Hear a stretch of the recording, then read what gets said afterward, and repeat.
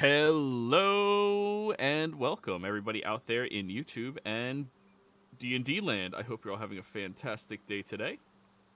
Before we jump into the action, don't forget, like, comment, subscribe. All those things help us out tremendously. If you're interested in supporting our community a little bit further, consider becoming a member here in our YouTube channel. Memberships start at just $2 a month, and you gain access to really cool emotes. Next, if you are interested in joining any of our games like this one, How to Train Your Wyvern's pretty fun, you can go ahead and join in with all of us. We also have open slots on our Tuesday early and our Tuesday evening campaign. So if you're interested in either of those, reach out. Let me know. But without further ado, go ahead, Samdi. Tell us what happened last session.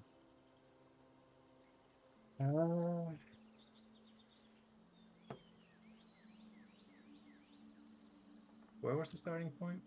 Did we just... You were at Wyvern's Nest, and he brought you all out to camp and prove you know how to hunt. Alright, so yeah, it was just when we got to the training grounds, so to speak. Yeah.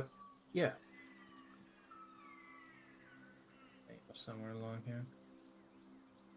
Adrian? Darian?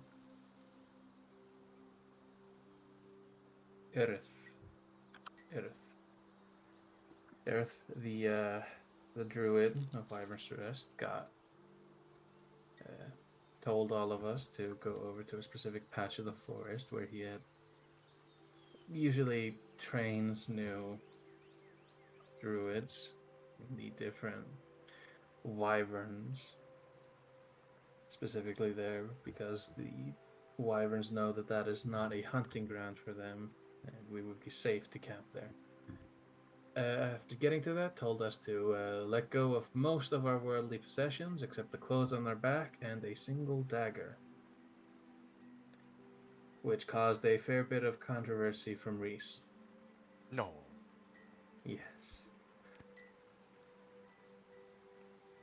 At which point, and a lot of arguing, we went off to find some game to hunt to prove that we can hunt for something as to not make a lazy wyvern if we could just conjure up food for it.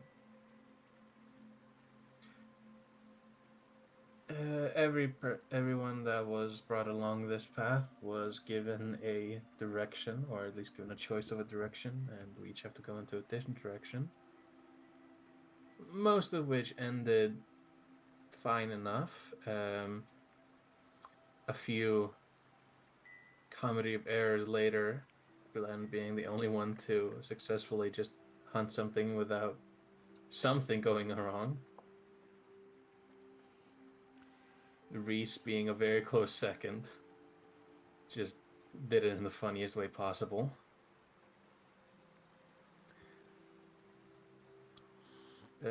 With Bart and Samdi hunting a deer, both of which got away after the first strike, and then a second strike later got him.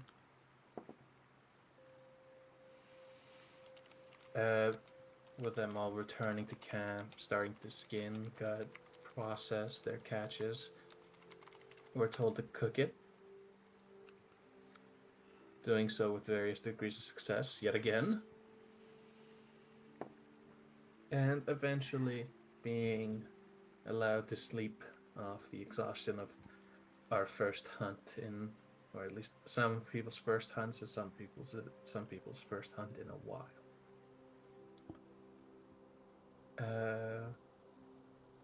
The next morning, or actually during the night, Aerith and the party had a little heart-to-heart with the, what you call it, a peace pipe.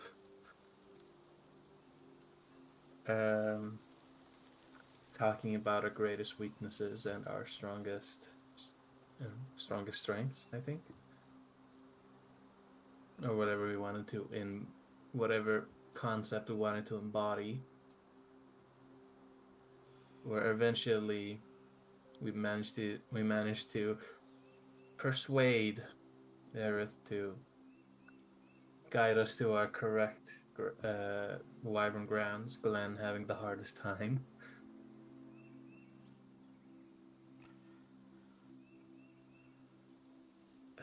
The next morning, Samdi was guided to an icy mountain in which he had to climb and spelunk a cave at the top for a jewel called the Winter's Heart. Reese being guided towards a different mountain where he had to climb up it with a large copper rod, I think, in which he had to stand at the peak of the mountain and be struck by lightning, and then climb back down the mountain without touching the rod to anything, and bring it over to the Storm Talon. Is that Storm Claw. Talon's Storm Claw. I argue no. Stormclaw's lair to present it to the alpha leader, whatever common denominator the biggest wyvern there is.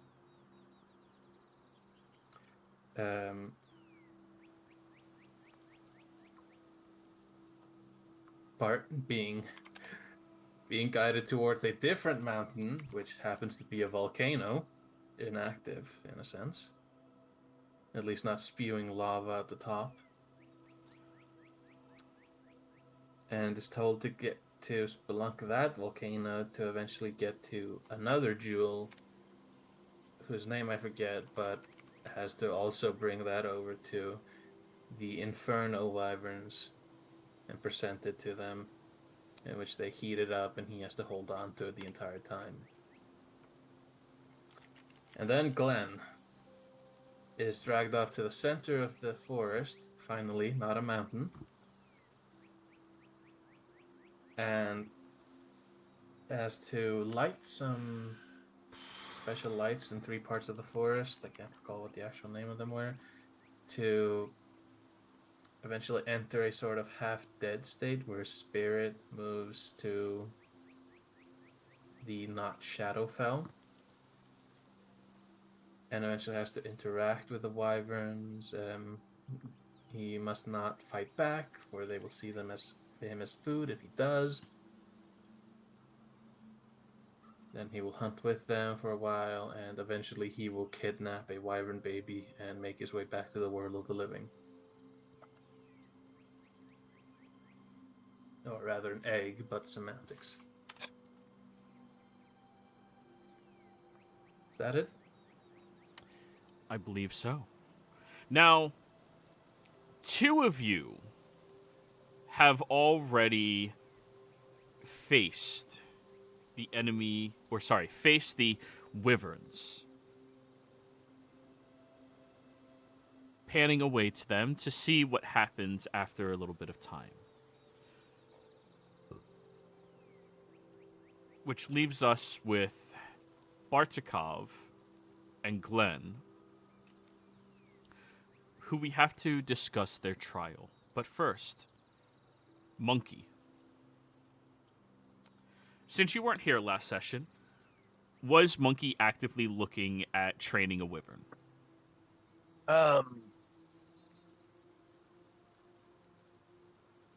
And I've been debating this in my head. I think he would primarily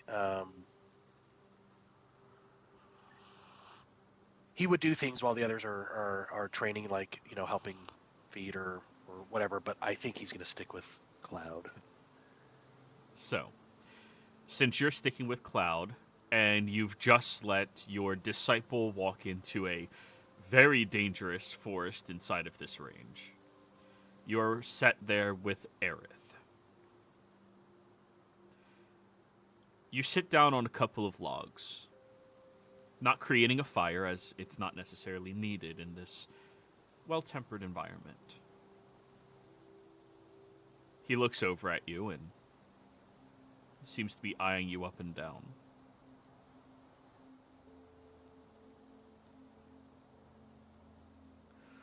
You are strange compared to the others. Well, they're my friends and my companions, but we're from a bit of a different cut, if you understand.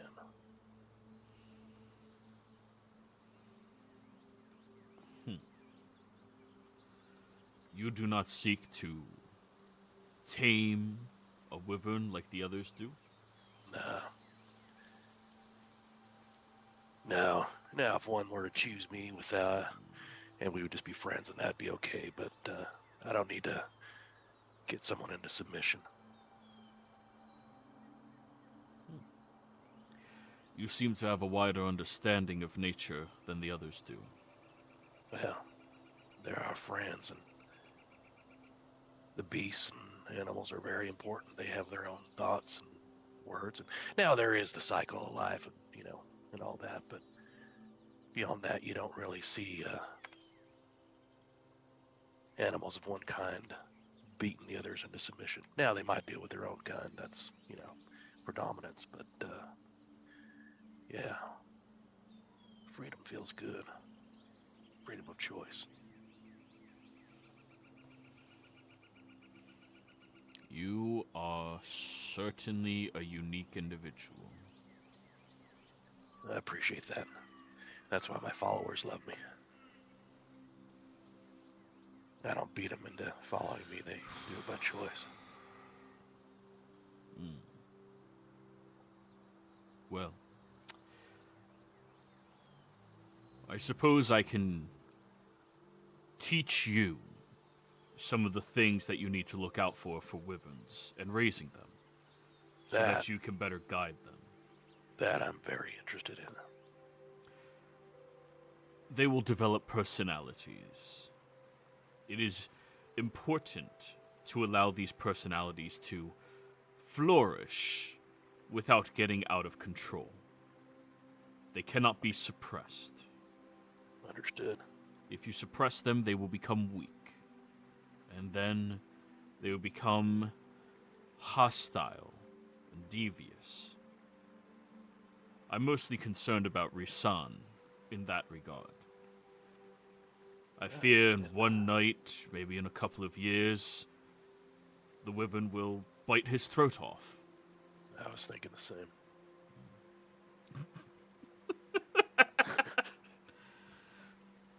Just need to ensure that the two egos can clash, but not suppress the other. Good call. Stormclaws, they grow with contention, but they can also be discouraged. Now, for the Frostfang that Samdi is hoping to survive with, they are exceptionally lazy creatures, which is why it is especially necessary to have them hunt. If you allow them to fully embrace their relaxed nature, they will still grow powerful, but they will never achieve the greatness that they have instilled in them. That makes sense. I can kind of imagine them getting a little bit of a pot belly and a little bit of a waddle. Yes. Kind of like somebody. Now, the interesting thing about the Inferno wyverns that Bartikov is trying to tame, they are passionate creatures beyond any of the others. They love more, but they also hate more. They need to see more than hate around themselves growing up so that they can experience that. Affection is something that they desperately need, and when given to them, they will protect whatever loves them as they love them as well, with a fierceness that none others can compare to. Interesting. I find it, what's the word that I'm looking for? Very apropos that each person has trying to tame a wyvern, that seems to be some type of lesson that my colleagues need to learn from the Wyvern as well. That is a hope. And that is the most dangerous part of Glenn's Wyvern.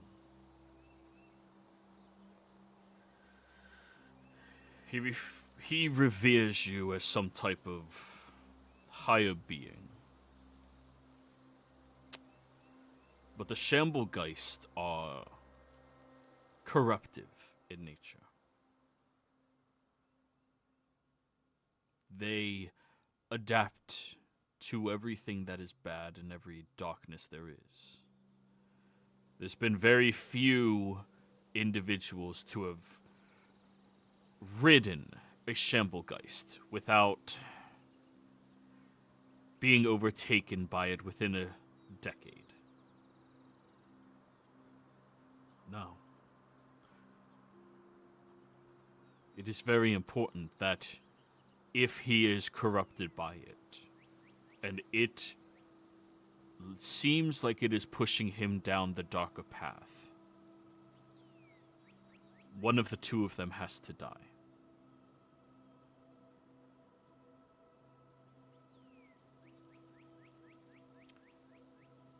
A Shamblegeist with a rider under its control. I know I said that the Frostfangs were the most powerful, but there's nothing more powerful than that. The last one who was fully corrupted without being cared for and taken care of, he became a conqueror. Lazalv was his name. Lazalv the Conqueror. He had traveled out to many different locations across this landscape, finding various tribes. Shinrin was not capable of quelling him, was not capable of doing more than protecting his people inside of their forest. The Bolera folk in general were being massacred, and many different powerful druids went off to various settlements, creating traps and enticing him to come out to them. It was not fruitful. It wasn't until a band of individuals, a clan of folk called the Valen, came together that he finally was overtaken.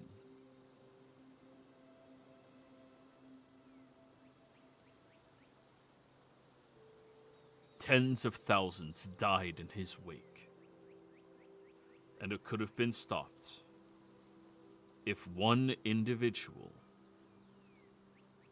would have just killed him or the Wyvern. I'll definitely be ready when the time comes. But their lives will become tied together. There's a special connection between Wyvern and Ryder. It's love. When you start to bond with another creature, having it taken from you, it hurts. It does. And I'll reach over and give Cloud a little scritch. And if you take the Wyvern, your ally has a very high probability of death within just a few months. Yes, this bonding that you speak of, I've seen it in nature sometimes between two mates. Similar.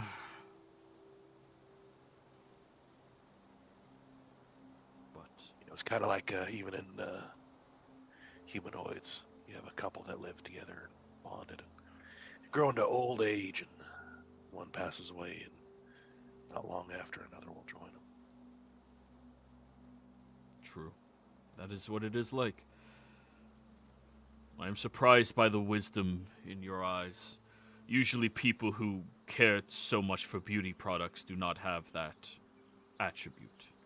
And that's where they're wrong.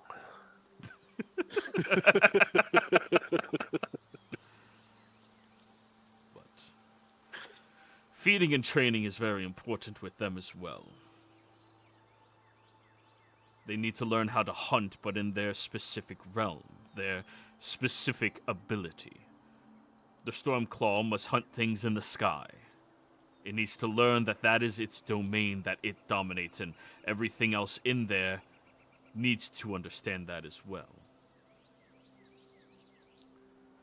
The Inferno Wyvern, it has to hunt in, well, open landscapes where it cannot harsh the environment too much. They are among the first wyverns to adapt to their glands to breathe their specific breaths. And if they start enjoying burning things too early in their life, they will not learn that that is very bad.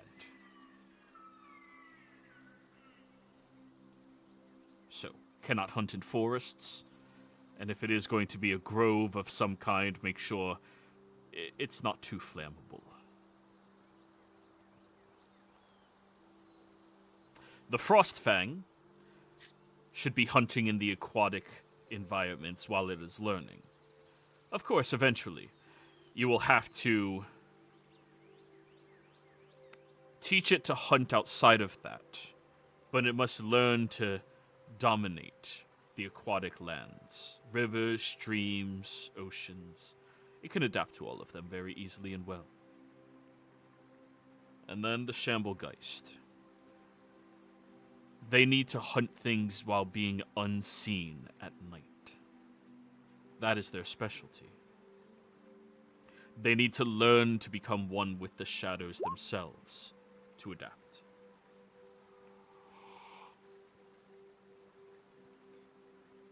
Thank you, Reese. Are you also going to add in Aerith? Okay.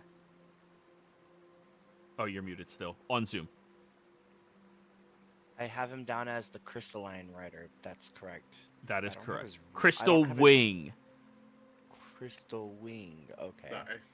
Sorry, Reese, my memory wasn't that good. Yeah, Try my and best. I just don't have his race, but it's not a big deal. He is Wood Elf. Half Wood Elf. Okay. Sorry, half Wood Elf. Just like Limvala. Okay. Yep.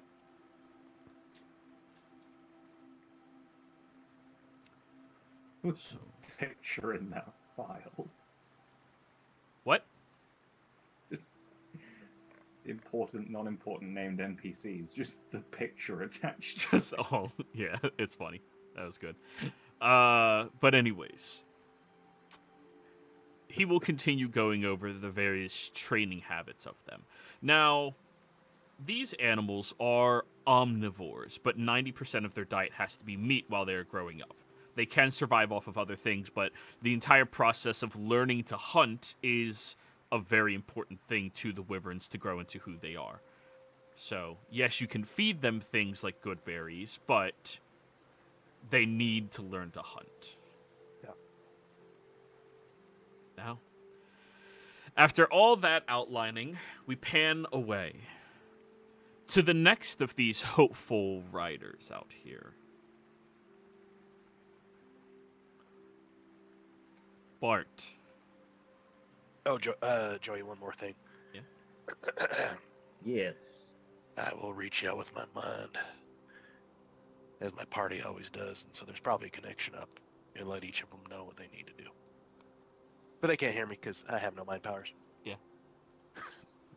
I hate you so much. I gave you a conch that acts like a cell phone that only Oh, yeah. me and you specifically can do. Well, yeah. I'll...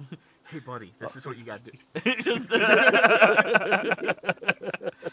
and Samdi canonically does not connect to Monkey's mind as a choice. Conveniently, he would get a sending from Reese saying, "Watch my stuff, please."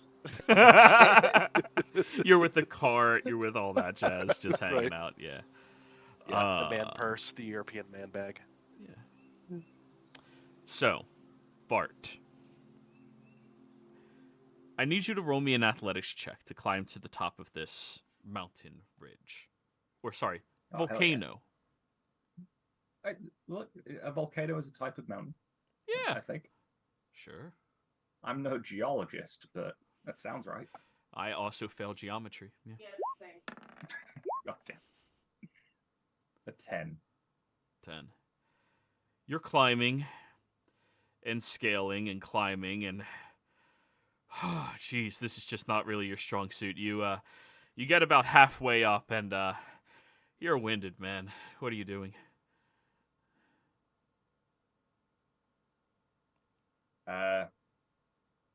Gonna take a look at my bag. Do I have pythons and rope? Oh no. I have rope, definitely. You guys should all have a climber's kit. We've been through this like 6 times. Oh yeah, we did. Yeah. I've got climbing gear. What I will do is, am I going up or down? You're climbing up. Yeah, I'm gonna take my longbow. I'm gonna tie the rope to an arrow. Yeah. And I'm gonna try and shoot an arrow up and get it like stuck over something. All right, give me an attack roll.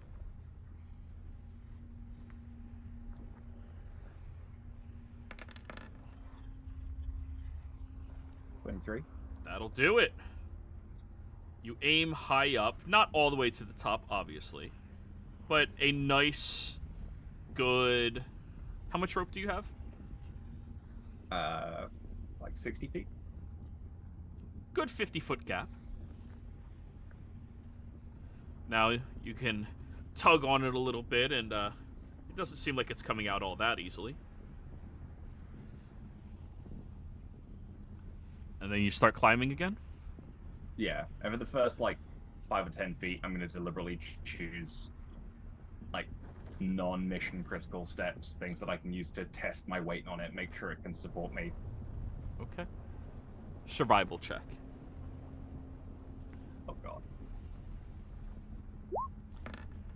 Hey. That's good. Yeah, this will support you. Then you start climbing up like this. Go ahead and roll athletics again. Well, I'll get. Much better. You start taking this in 50-foot intervals, using your rope and your arrows. I will say you will break probably 4 of your arrows during this process, because shooting it into hard rock does kind of shatter arrows sometimes. Yeah, that'll happen. So make sure you delete those ones. But eventually, you get all the way up to the top. The first thing you notice is the wave of heat that pushes out. You haven't felt a heat this intense since the first time you went to the elemental plane of fire. And luckily, you were able to withstand adventuring around in there, which is similar to the heat at the top of a non-active volcano. Still volcanic, of course, still molten, but it's not currently under any distress of bursting. Looking at the size of this volcano as well, peering down and around the area, you're smart enough, Bart, to realize that if this were to erupt, it might be able to impact Claytel. And nobody seems to know this is out here. That is concerning, but I know fuck all about volcanoes, so you might bring it up with, I don't know. When we go back to Claytel, I might bring it up. So, walking around up here around the tip, you see that there does appear to be a lower platform inside of the volcano. And way further down, you can see the molten. Very, very far down, but supposedly you have to head in and show that you can withstand this heat. So now you have to roll me another athletics check to climb down. Cool.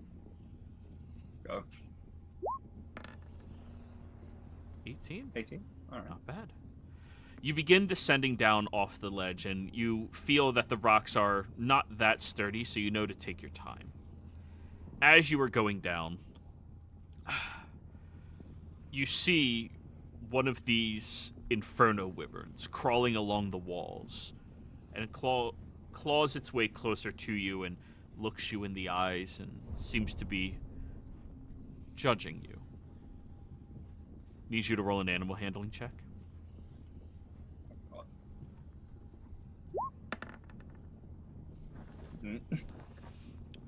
It's hard for you to focus when you have this much sweat coming down from your brow and you just keep blowing it out of your eyes. It's just... The creature leaves after seeing. You get down onto that lower platform, and then you start to go down further and further.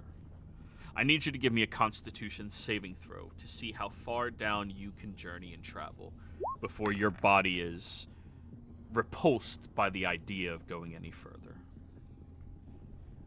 24. Not bad. You continue climbing down, taking frequent breaks and breathing deliberately slowly with your covered mouth. You don't know what it is, but something tastes wrong in this air.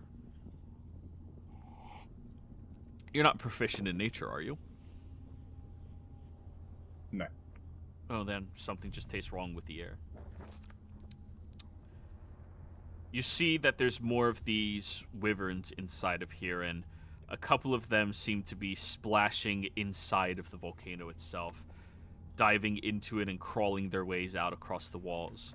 One of them even seems to climb above you after climbing down into the magma, and a drop of it comes crashing down directly towards you.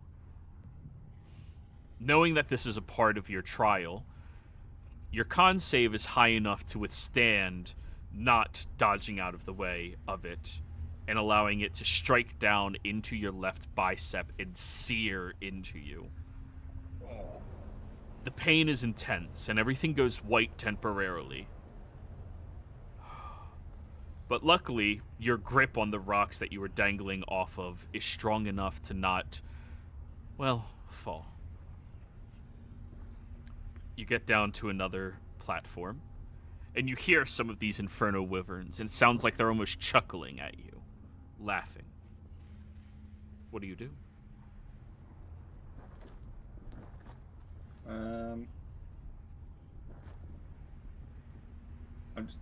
I'm just gonna maintain eye contact with them as I climb down. Like, make sure I feel out my footholds. Try my best not to show too much discomfort.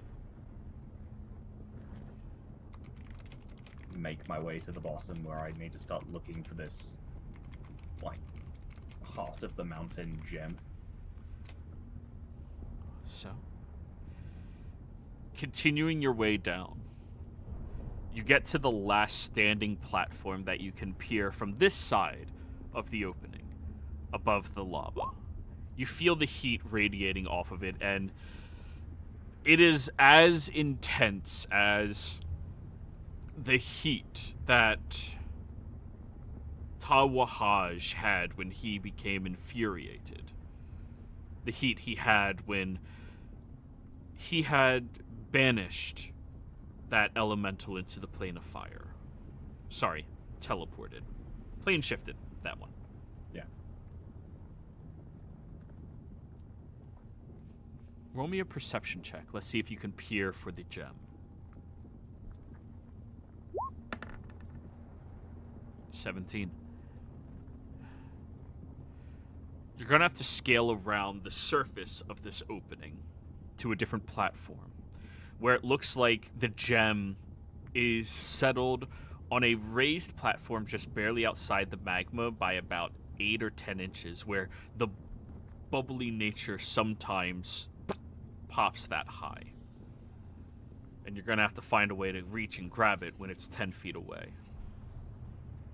As you are scaling your way over there, though, you see 2 wyverns crawl out along this small little pedestal, their heads cresting out from the lava, their bodies inside the rest of it, and both of them seem to be hissing at you as you are moving closer.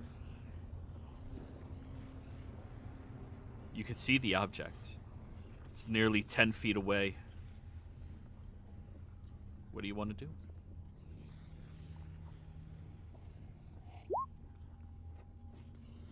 How big is this gem? The size of a fist. Okay. Okay.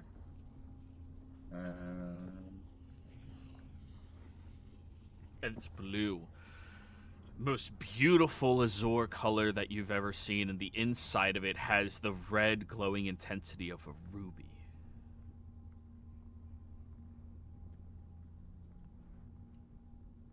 Let's see what I've got that could give use. I'm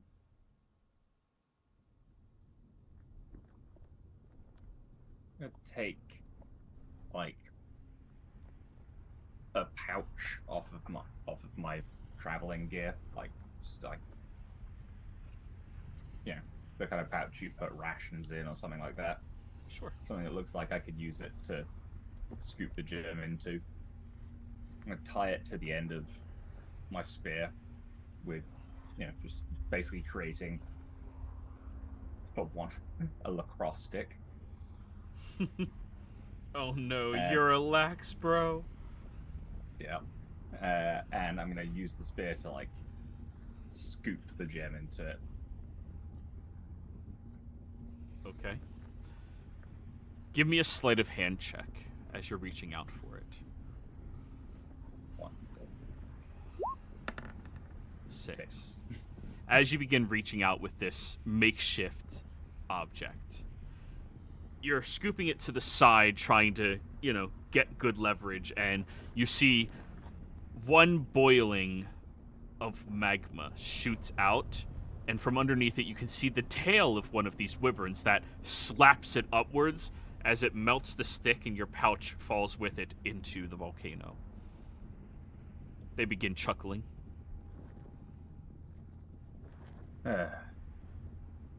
Fine.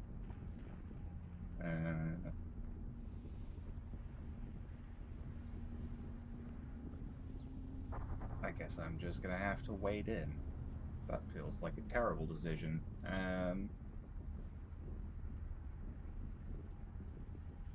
So is this thing on a pedestal that's only just big enough for it? Yes.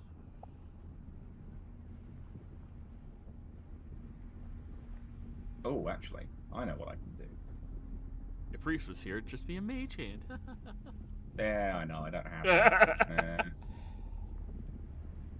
What I can do, though, is I'm going to take... Okay, I'll tell you my plan first, so this doesn't sound insane. We'll see. I'm gonna take a running jump, swan dive, and grab the gem. And once I have it, I'm going to Misty Step back to the platform that I'm on. That is a lot. Because Okay. in theory, I feel like running and grabbing the thing, not that bad. Perhaps not. I suppose we'll be seeing, though. And ideally, I would like to Misty Step before I hit the lava, but you know what? If I take a bit of splash damage on it, so be it. Alright. Go ahead and give me one more athletics check. Thank you for that being a skill that I'm good at. Hey, you're the one who picked the skill. Come on!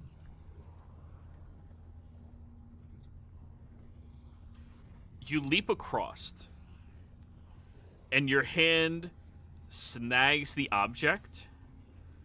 The problem is, it is far heavier than you were anticipating.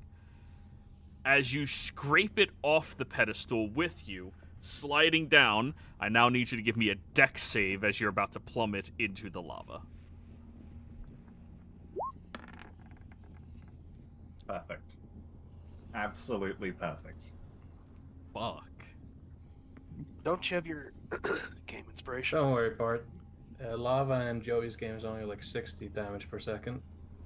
Yeah, it's fine. Don't worry, I lucky. Huh? Oh wait. Oh. We're okay, folks. We're okay. I'm at full hit Didn't points. have to do it to him. I've got some time. So glad we're separate. So Bart, Mhm. the moment you land sideways, like like a football player trying to slide into the end zone, American football, Yeah. you feel this searing, jolting pain inside of you. Let's roll some dice, shall we?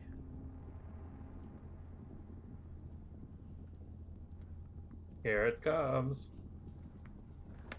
Oh, no. This is for you touching lava. 27 points of fire damage. I also need you to give me a Constitution saving throw. To stop yourself from panicking and freaking the fuck out that you are into it. Am I remembering wrong? Didn't you have resistance to fire? He had immunity, but he's doing this trial properly to show respect to them. Oh, missed that part. Yeah, I was told that because they have to understand that just burning everything is bad, me being immune to fire was actually a problem. No, you So would I just would create an actually- arsonist. That's all. Right. Yeah, I would have to either suitably pretend to be hurt or actually be hurt. And I trust my ability to take damage more than I trust my ability to act. All right. So that was the damage you take for touching into the lava. At the start of your next turn, Bart, you're going to be taking a lot more damage. Misty Step is a bonus action, sir. You failed the athletics and dexterity save. You're into the lava fully. Okay, good. Yeah, so next turn you're going to have to get yourself out and get yourself out. Get the lava off you before you have permanent damage. Yeah, let me roll the damage.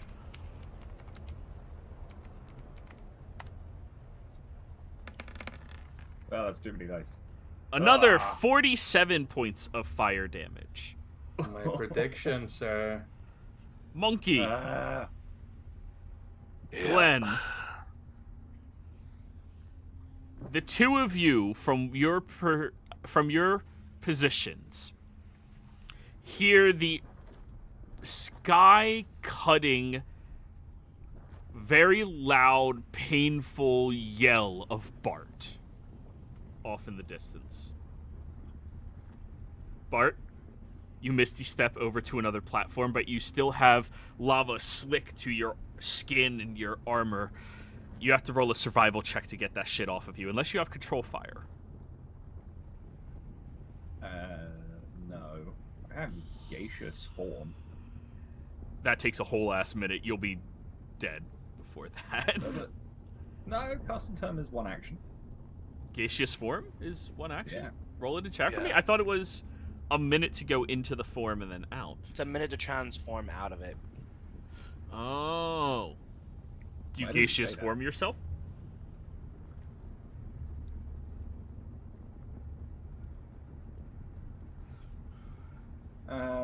You're being observed by the wyverns.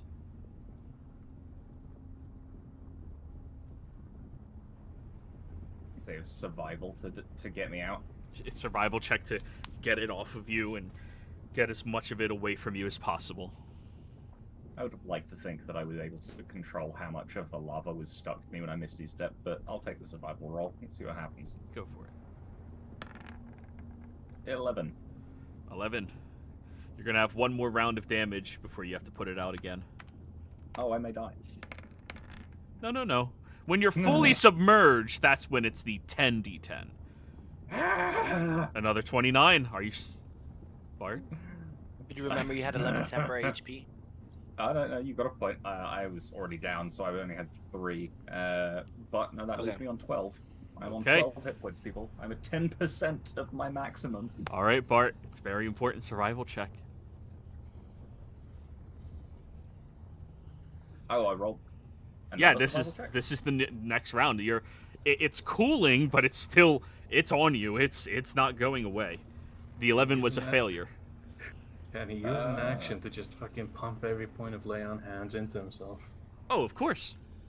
Yeah, that's my plan for when I'm not, When you're not on fire. when I don't have the not on- lava on me. Apply healing when the source of damage has gone away. Well, this is it. Make or break on you. Unless you got something else you want to try. That's why I asked. He's got Okay, this. okay. I'm not worried. I'll game advantage this. We'll be good. Come on. Come on. Maybe that bot just dies today. Oh, thank Christ. Thank God. Good thing you game Advantage. advantage. Strip naked. You strip naked as fast as you have ever done with any woman. And you use your backpack in order to scrape off the rest of it off of you, and you look across your body and there are just scorch marks. The entire right side of your body, your neck, your shoulder, your face, all the way down your thighs to your feet. It's exposed muscle. It is completely seared and third-degree burned all the way through. You crawl into the corner on one of the rocks as you're shaking from the pain that luckily you stopped feeling, but you also are well trained enough to know that when you stop feeling the pain, that is when you're in the most danger. But it's all off you. It is. Okay, so plan now is firstly, let's just do instant 30 lay on hands of healing. Boop. Because that will take me out of the immediate danger zone. And then in my next turn, going to pop a scroll of Aura of Vitality. Which will allow me to do, over the course of a minute,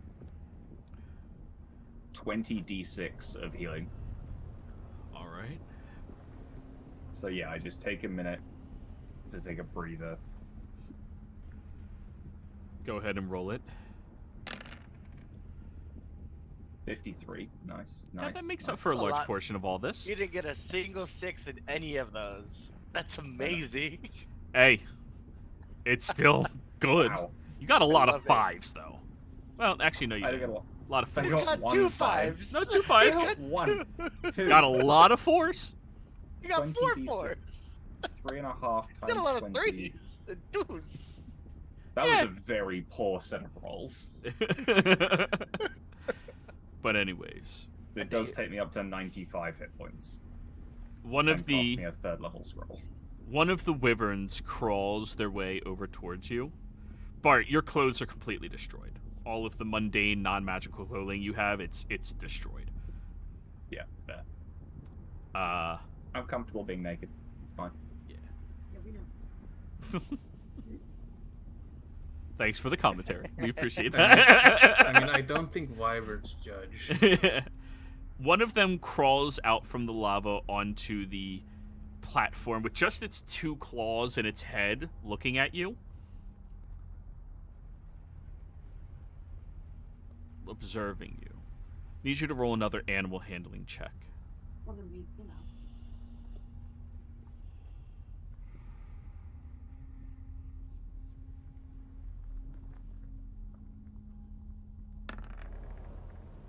14. That was so close to being a 1. I'll take that. The I'll take usual that. demeanor you have when you're engaging with any person or creature is you being the powerful one. Being inside of this creature's realm, however, in your vulnerable state, you naturally drop down to a show of respect towards it with your eyes and your facial expression. When you do, it puts its muzzle up to your leg and inhales. As it does, you feel that sparking burn that still hasn't gone away pulls out from you into the creature. You can feel your leg, and you can feel the pain, but that's a good sign. If you can feel it, that means not everything's destroyed. Ugh. Well, that was some unexpected respite. Thank you, little one. It dips its head into the lava and pulls back out the gem that you had lost on your way in there. Rude. Drops it in front of you. Ugh. I did not realize that I did not have that. That would have been a horrendous waste of my time. Thank you. It leaps off back into the lava. Now, Bart, you have to climb your way out of here. Naked as the day you were born, except for the backpack. And you have to get your way over towards the mountains, or the canyon that you have to deliver this to all of the other ones. I take it it's suitably heated up after its bath. Huh, yeah. Yeah, cool. Yeah, I tuck it into one of the pouches of my backpack. I'll pull the set of cultist robes out of my backpack and put them on, just so I have something to protect me from the radiant heat. Right up the skirt. Whoo! Just Yeah. Well, there's a lot of scratchy rocks. I don't want to I don't want to scratch the perfect structure of my ass. Hey, good note, you don't have to shave ever again. And you don't have Sure. eyebrows. Well, it's gonna come out of this looking like fucking Darth Vader. Oh my god, he's a skinhead. Oh, That's no. exactly what I was thinking, No. I'm not got that burnt. mean. I'm not that mean. Crispy Bartikov. I mean, it's D&D, so I'll be back to normal in a day, but I'll Right. come out looking like real crap. Oh, some of these scars are yeah. going to be permanent for you, Bart. Unless you get Oh. somebody to regenerate you. But hey, that's Yeah. just flavor to your character. I could do that for a cost. Roll me another athletics check.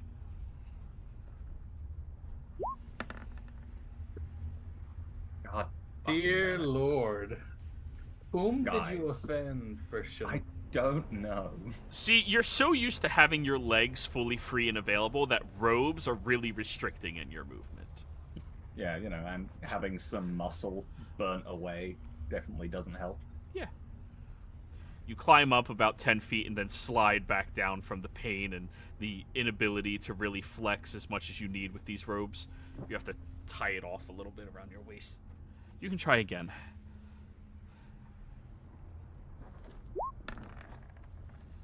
Fuck. Fuck me.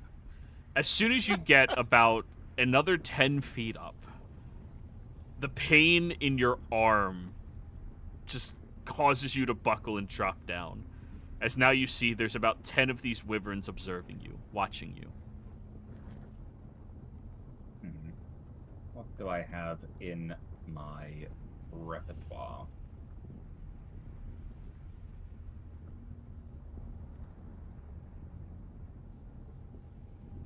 Come on, Bart. Fly like the rest of us. Come on. Piss off.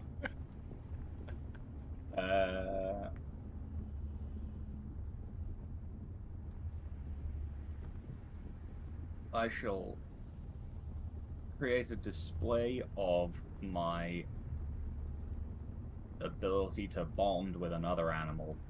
I will use one of my 4th level warlock slots to cast Find Steed to create a giant mountain goat. Anything with a climb speed. The goat looks at you and it looks down with lava. It starts freaking the fuck out. What language do you give it? Do I speak Infernal or Abyssal? I speak it Abyssal. So you give it So- abyssal? Yeah. The fuck is this? The fuck is going on? Well, I have good news for you. We need to leave. Yeah. It starts jumping up the mountain without you. No. Get back here, you little shit. You need to leave with me. Oh. I have no quadriceps left. Ow. Ow. Okay. And it crouches down. Yeah, I get on its back. Just allow the goat to carry me out. You do hear the chuckling and laughter from many of those wyverns down there. Yeah. Are we gonna kill them all? No, the plan is to get one of our own. Oh. Oh, that'll serve our lord great. Murder goat. Come on, it comes from his... Yeah, Yeah. it's a murder Yeah. goat. Like, it's... Oh. Have you ever seen what giant goats can actually do? They'll fuck you up. I mean, a regular goat could fuck you up. True. But Yeah. it gets you out of there. And then it just begins trotting casually down the mountain, as climbing is the easiest thing in the world for a goat. Once it gets you to the bottom. So, where are we going? Down this canyon. I need to find the nests so I can be gifted an egg. Oh, cool. It carries you over towards the canyon, and it gets ready to jump down. What are you doing? I'm gonna let the goat take me down the canyon, and I will walk the rest of the way along the canyon floor. Okay. You walk around with this intense, very hot gem in your hand. Incredibly heavy. Has to be at least 40 pounds. Jesus. Yeah. That's why it just drug with you as you moved. You look around inside the canyon, and you begin to notice these heads popping out, looking, observing. Dozens of these wyverns. One of them crawls down and begins sniffing at your seared arm. At this point, Bart, the pain in your body has subsided. You no longer feel the burn marks on your legs yet again, and the world around you is still shaky. Starts sniffing at your arm, then moves away. A different one comes down and begins sniffing at your back and continues moving as well. And it repeats like this as all of them seem to be observing your wounds. Only a couple of them licking the wounds, and honestly, it restores pain, which is a good sign, but it hurts like hell. Yeah. And then you feel the ground shake a little. You look up at the canyon, and there's one of the openings that is far larger than the rest. And you see this red wyvern crawling out from it. Its scales are closer to the dried form of magma when it begins to harden, aged. And its wingspan, as it glides down the canyon, seems to be 60 feet across. Jesus. Are we sure these aren't dragons? The wyvern moves closer towards you. And you notice as it glides down that its stomach is round. Huge. And you can peer inside of this thin membrane that has a few dozen eggs, all of which are about the size of your bottom of your neck down to your navel. Solid. And it looks at you closely. And it looks at the gem.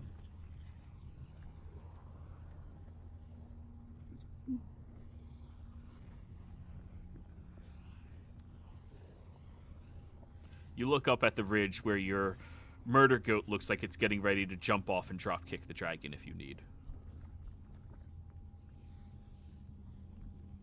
I telepathically communicate to the goat, stand down. You know the signal. If I give you the signal, come get me. The ghost Do just, not try to kill any of them. the ghost just ready for RKO. Exactly. The universal signal of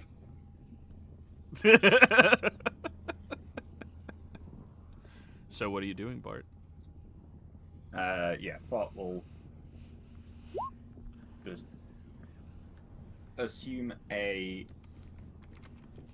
sort of powerful but respectful stance of he will just cross his legs and sit on the ground, plant the gemstone in front of him, hands on his knees, cross-legged, and just lock eyes with the queen wyvern.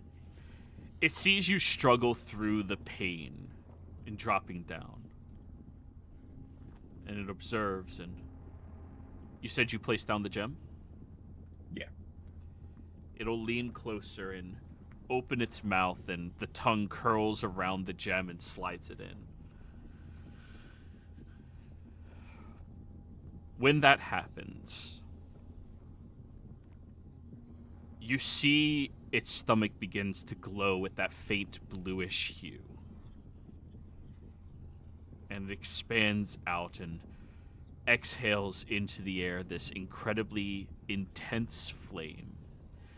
I need you to do your final roll, Bart, a whispered roll of animal handling. I will say with advantage, since you are approaching them with clear signs and show of respect for their power. You are covered in.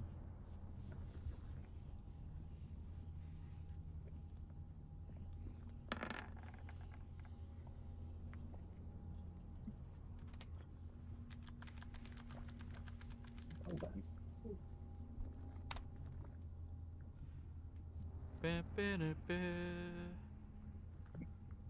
Goat Cena.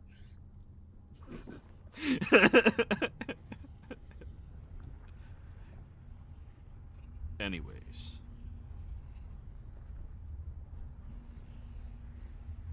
You notice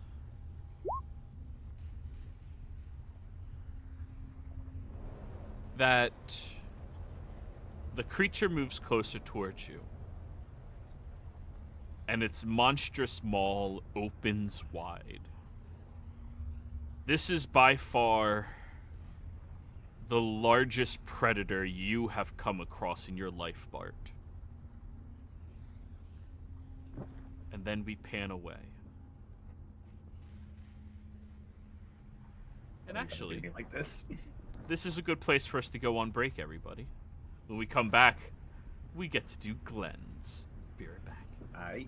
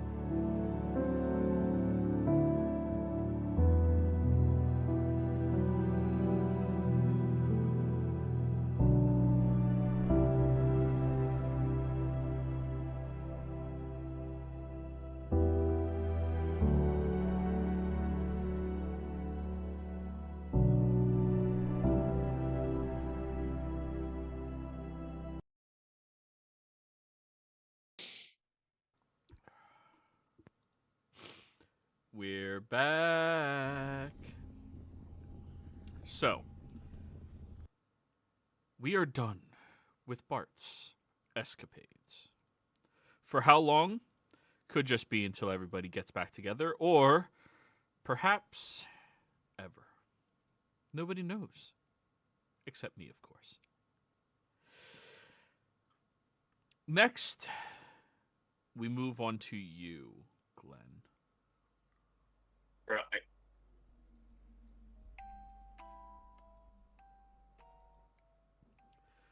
You walk into this forest. Looking ahead of you, and you can see the decrepit nature that is kept in.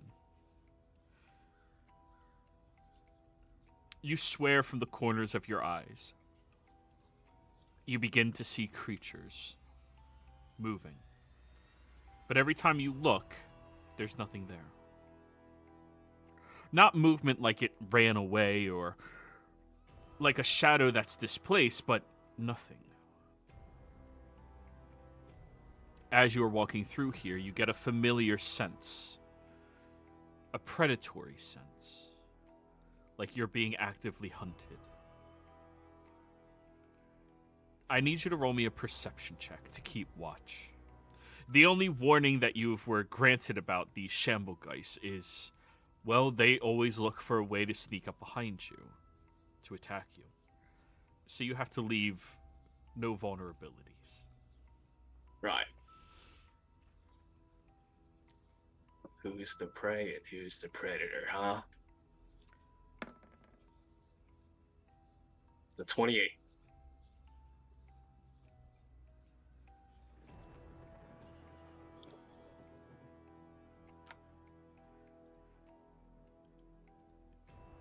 You see them peering around towards you. You see that they are watching. And because you keep looking around carefully, you're not giving them any openings. Knowing the angles that you could be struck at and knowing how to keep that look. Moving closer to various objects to keep an eye out to ensure your safety and habits.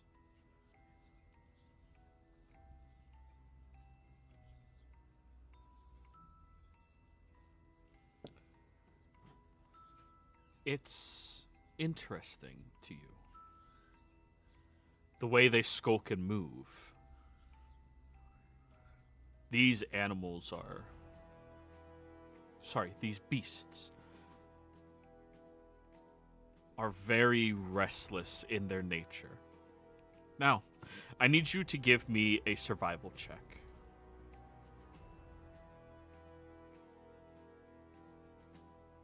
Come on. 21. 21.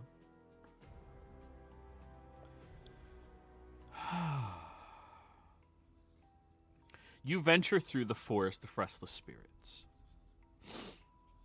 And as you are moving, you start to see these signs of an ancient civilization long since lost.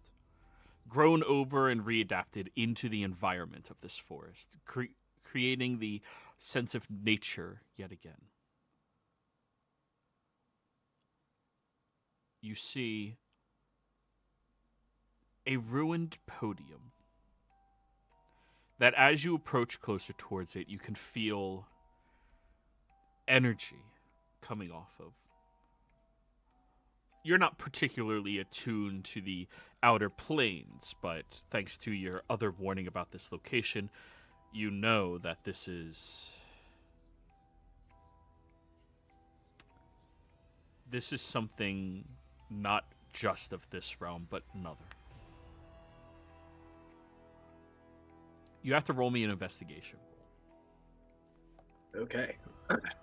I am going to add a d6 on this one. Come on.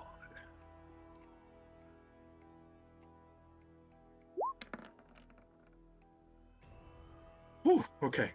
That's a 25. 25.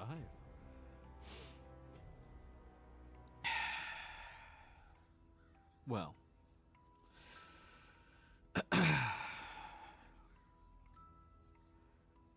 you wander around, eventually coming across these tablets, brushing away the leftover foliage that seems to have caressed around, and still having to look and watch your back the entire time. Not being allowed to have peace while you are here. Placing your back up against a square, solid pillar so that nothing can attack you from there, and you only have to watch your periphery and directly in front of you. No openings. Yep. As you see the tablet,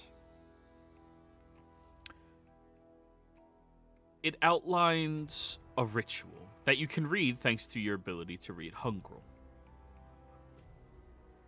The ritual requires blood. Just 3 pints. Outlined into specific crevices on this podium. Once done, the podium will invigorate with power, breathe with life, and then you will be able to venture forth into the shade.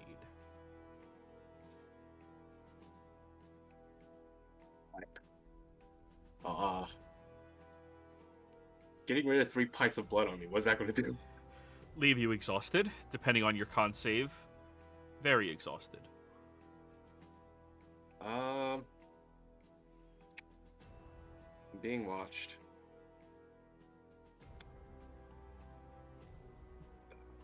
I doubt there's anything else that's around for me to like try to hunt, because these shamble guys are probably watching over me, and no other prey is going to come anywhere near where I am right now.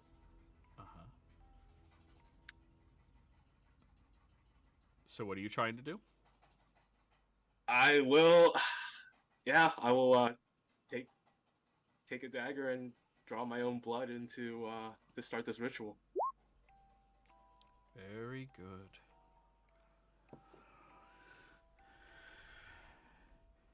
You see the canister that you need to place it in, the one that you have to fill, outlined on the tablet. Give me a Constitution saving throw. Oh boy, here we go. 8 to 12 pints of blood. Yeah, but he's a unique character. That's a 17. Good on you. That's only 1 level of exhaustion. Oh, that's gonna suck. Whew.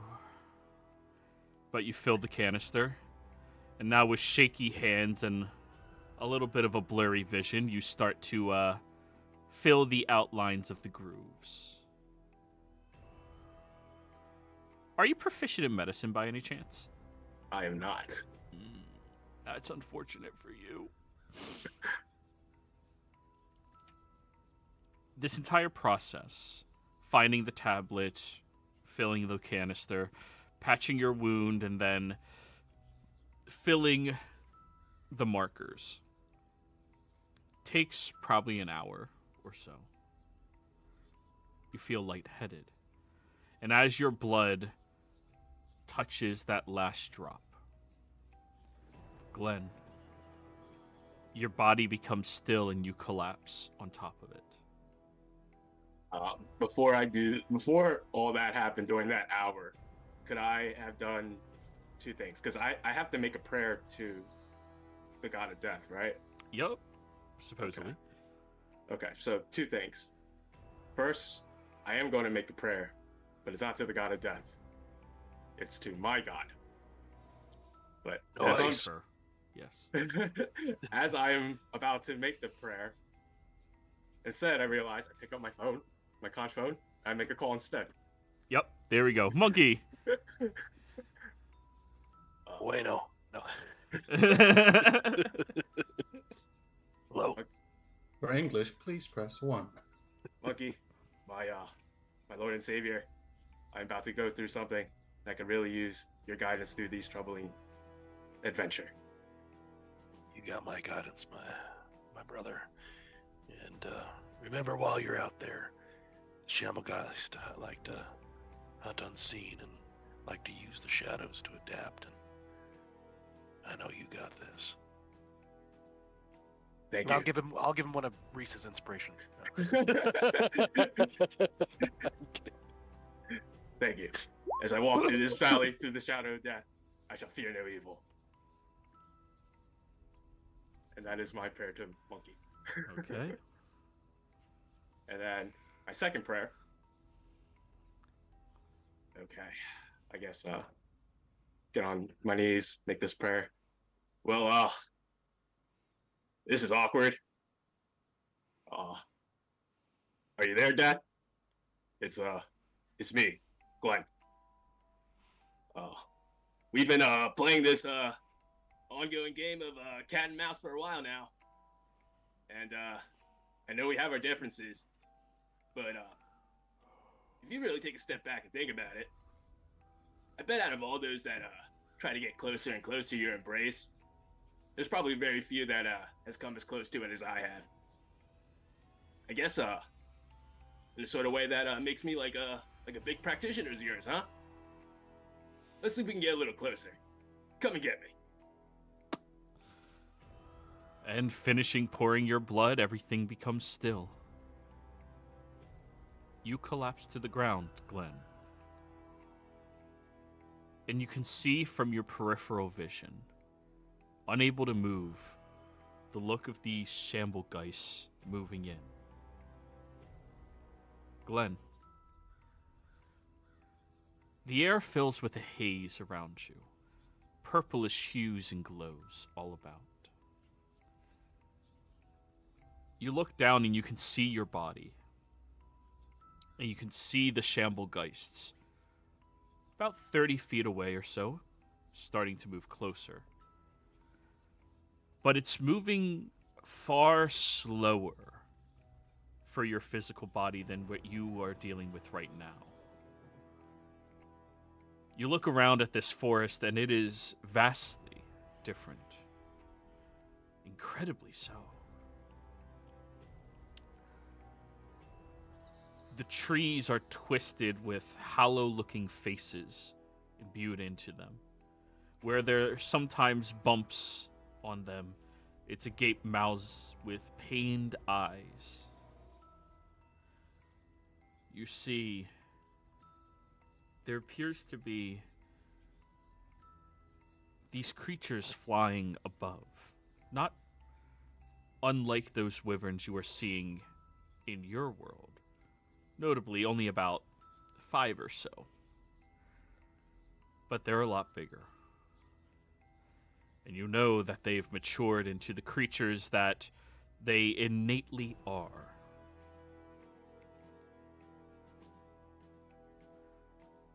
Glenn, I need you to roll me a survival check. This is to realize how long you can be here before you have to return and before those wyverns destroy your physical body. Okay, this would be at disadvantage because I am exhausted. Yep. I'm going to add a d6 to this one.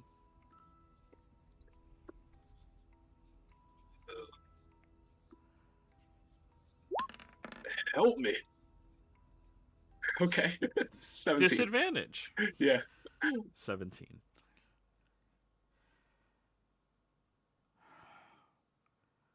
Three days. With as slow as they're moving, you have 3 days. 1 day, 10 feet. They're 30 feet away. 3 days. And then you have a little bit more time after that, but that third day you better be hurrying or they're going to be gouging your guts out. You begin moving more quickly. As you are journeying through, you feel a watchful eye on you, but you can't quite place where it's coming from. A presence here that seems to be exuding from the landscape itself, always watching. As you are wandering, you see that there's a stream of blood. Seems to be coming from that same platform that you just stepped off of, so to your best estimate, that is probably your blood, which keeps it invigorated and open. You follow that stream for a period of time. And then you see Shamblegeist. Whereas in your realm, there's only 5 of them. Here, there are hundreds. They blotch out the ground. You can't see any grass or any dirt. And as you are approaching, they all begin moving in various directions to try to get behind you. I need you to roll another perception check.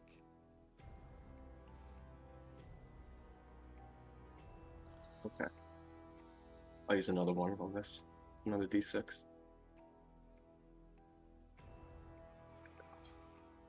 Come on, Jack. They're spooky. But you're spookier. Yes, you got it. Oh shit, that's a 14. You get about 5 minutes of watching. But with their sheer numbers, it is so much harder to keep track of. You're moving through and letting them maneuver, and you're starting to become a little panicked and even more lightheaded. Eventually, Glenn, you feel a nip, a bite at the back of your thigh that rips in and shrieks outwards. That is going to be 15 points of piercing damage. And by the time you turn to look at what it was, it's already disappeared.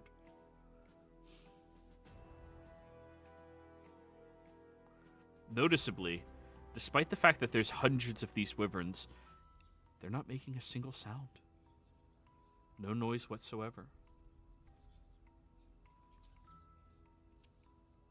You look down at your back of your calf that now has a chunk taken out of it, feeling that pain. What do you do? Oh, well, if I remember the advice I was given, I was supposed to let them gnaw at me. Because if I fight back, then they see me as prey. Then give me a con save. Let's see how stoic you can make yourself seem in the face of that chunk. Are saves at disadvantage? Just ability checks, Just right? ability checks. It's once you're at 3 exhaustion that you have saves at disadvantage. 17. All right. Well then, Glenn. It would appear that the one that took the chunk out of you, you can still see your blood dripping out from its mouth as you look over towards it without showing any sign of pain, and it becomes confused and backs away.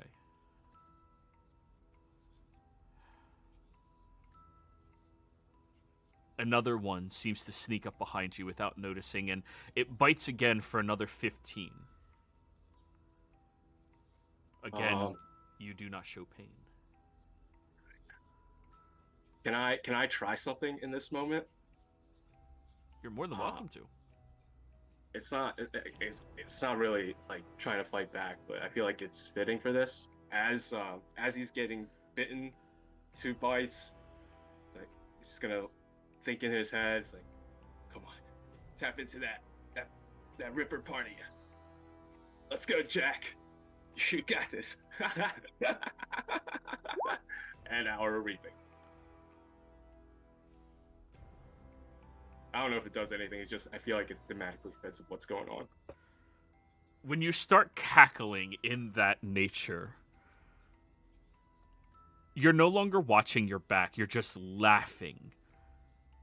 And you notice the creatures begin backing away. Newly found disturb on their face from the fact that you are not afraid of them. The fact that they aren't even bothering you. Now they stop trying to evade your vision. Instead, you can see that they are moving. They coalesce around you. And over the next several hours, you're unable to let your guard down since they don't know your capacities. And they still wish to test you, but they do seem to have a little bit more respect for you as well.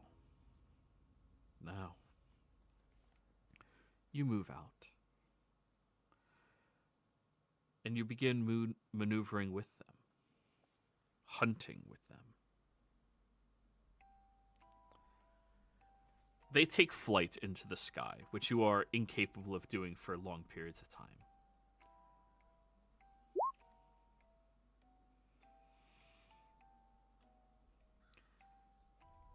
Over the course of a few hours, it seems that the flock has found something that they consider prey. You see this mountain that's been off in the distance. And the mountain appears to have, well, quite a few of these wyverns flocked and flying around. You can see on top of it there's a giant, massive, hulking frost giant that seems to be swinging a club wildly, striking out towards all of them, without having any success colliding with them directly, of course. This seems to be a test that the flock is giving you. Seeing if you'll actually be a predator. What do you do?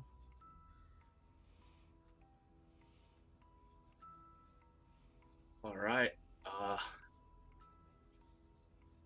Guess in this form, I'm going to try to, without blade in my hand, but see if it works. I'm going to try to activate my blade song and then just rush in and show them how vicious I can be. Alrighty. I need you to give me 3 checks. First one, stealth to get up there. Second one is going to be acrobatics for you to combat and evade this creature. The third one is going to be an attack roll with your weapon. Yeah, okay. Let's see. Stealth roll. All right. So stealth roll. I will add. No. I'll hold off on it. Stealth roll at disadvantage. Here we go. Ugh. That's 12. That's your first failure. Okay. Acrobatics to evade being hit. Because I am blade singing, this is a straight roll.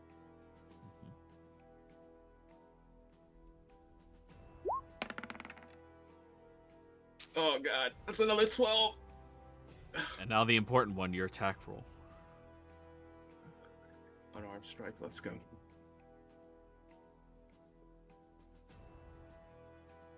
Don't fail me now. 25. Now give me a roll of your hit die and add that to one of those 3 that you choose. Okay. Do I subtract the hit die from my No. This is just your... Ugh. Where are you adding it?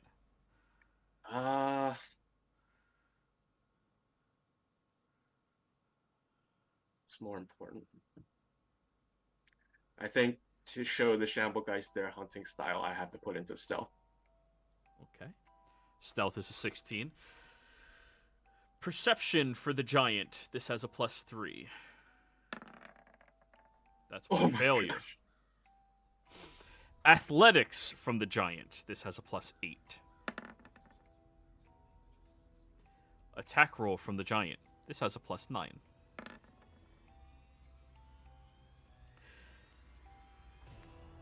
You end up getting whacked around by this giant. It seems to see you very quickly and grabs you and starts using you as a club against the ground. You pull out your blade, stabbing and slicing into the wrist, ripping it apart before he flings you off the mountain and you fall to the ground. This is going to be 50 points of bludgeoning damage in total. As you land down there, you can see that the wyverns are now viewing you like you might actually be prey. seeing you as failing.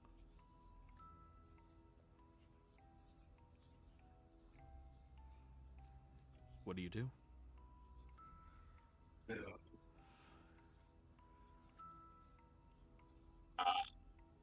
Well, it might seem like I'm losing, but give a crack of his neck. I could do this all day, though. And I'm gonna rush back into it.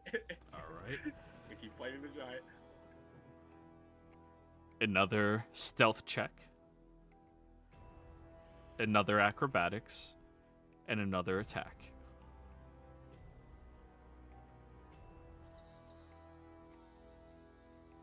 I am going to add a d6 to the stealth. Disadvantage.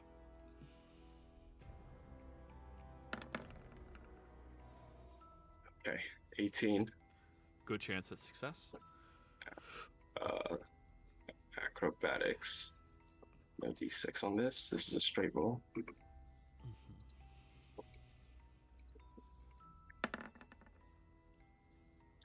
13, but that's fine. He's got a high modifier for that.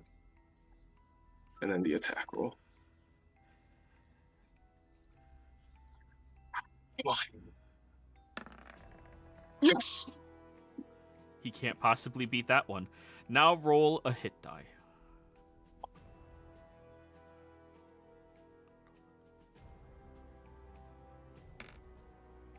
Where are you Okay, putting 7. it? Honestly, I'm just going to guarantee... I want to try to guarantee the win, so I'll put it on to stealth. Okay. This time you stick to the shadows, watching the directions that this giant is watching, realizing that these geists, the Shamblegeists, they're not actively threatening it. They want to see you die. They want to see you in pain. They want to see if you're actually a predator. And since they want all of that, you have to give it to them. You sneak and hide, waiting for him to look in a various different direction. And then you manage to get closer, jumping up and slicing your blade into the neck and puncturing. However, as you do, it reaches up, grabs, and slams you down to the ground for another strike. You will suffer 25 bludgeoning damage. But you manage to get up and continue your assault against him, continuing this same pattern. And at the end of it, you stand on top of this mountain, looking at the frost giant, battered and bloodied at this point. And you see the wyverns begin flying down and eating the carcass.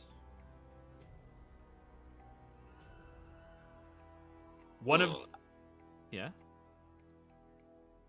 Do I do it? Do I do it? Do you do it? Yeah, I am going to join them in the feast.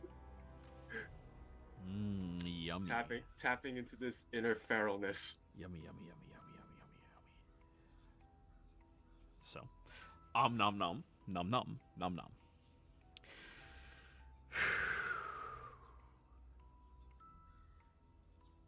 You see there's one wyvern not eating out of the hundreds, and it kind of coils its way around you. It's larger, but not dominantly large. This breed does not get that big intentionally. They stick to their shadows. They stick to their hiding. Well, you too can hide and stick to that as well. It chews a little bit and watches you very carefully, and after the feast, you continue to move with them. The flock moves, accepting you into the group. Not enough that you feel like you can let your guard down, but enough that you can tell they view you less as prey, and they want you to be vulnerable before attacking. You have 2 days, Glenn. I need an animal handling check. Let's see how well you can ingratiate yourself to them.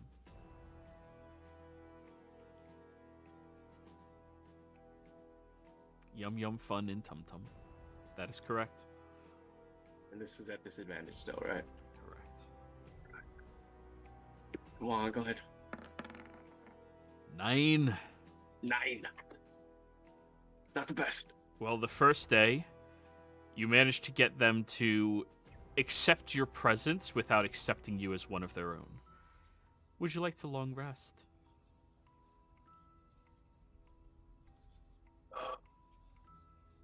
I only need 4 hours, but that's more than enough time for them.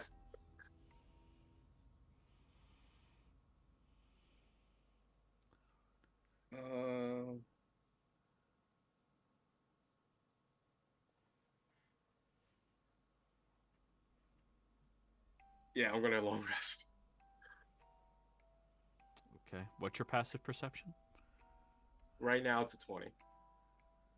While in a restful state, you have a -5 to that, so 15. Okay. I am conscious while I'm sleeping. That is a saving grace. Let me roll for them. Stealth check.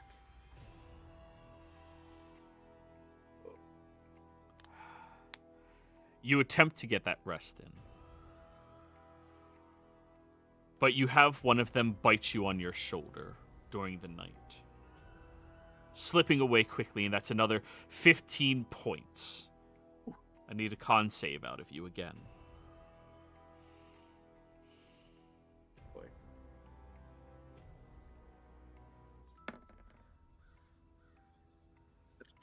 Waking you out of your trance. That is enough to make you show pain at the gesture as it hisses and moves away, the first sound you've heard from any of them. You have the ability to sense that they no longer view you. Well, they never really viewed you as one of their own. But now, especially, you're not going to be able to sleep here.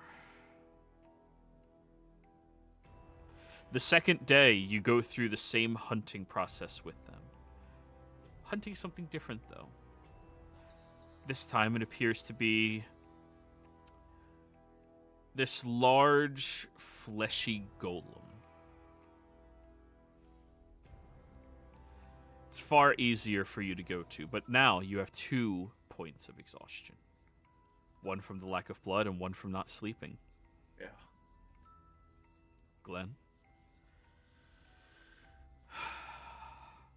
On the second day, I need you to roll me another animal handling. Still disadvantage. Yep. Oh boy. This is.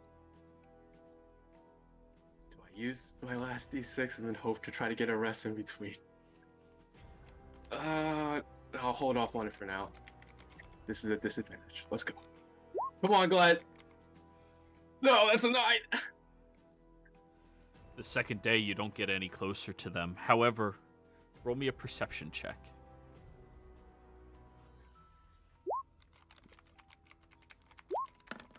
God, oh no. I don't see anything. 11's not a... Remember, natural ones aren't crit fails on ability checks. 11's still not bad.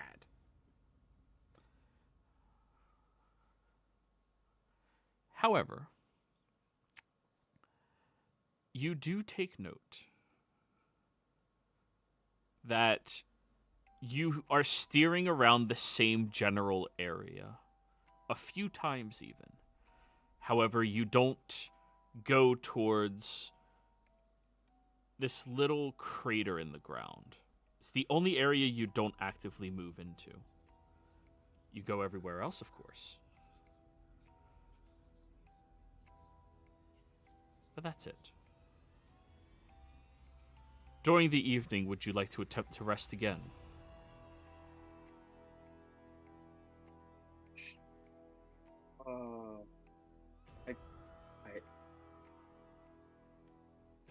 I kind of have to.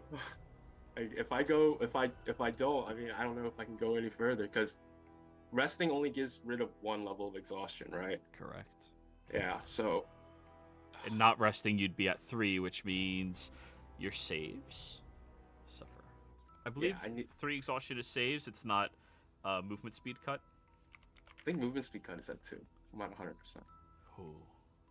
Well, you got movement speed to suffer from. Yeah. Yeah. You're at half speed right now. Yeah. Third I'm is attacks and saves. Yeah, I'm gonna have to. I'm gonna have to take a point. Take a rest. Try to rest through this. Any precautions? I am awake. I have. Let's see. What can I do here? Yeah, I don't have any.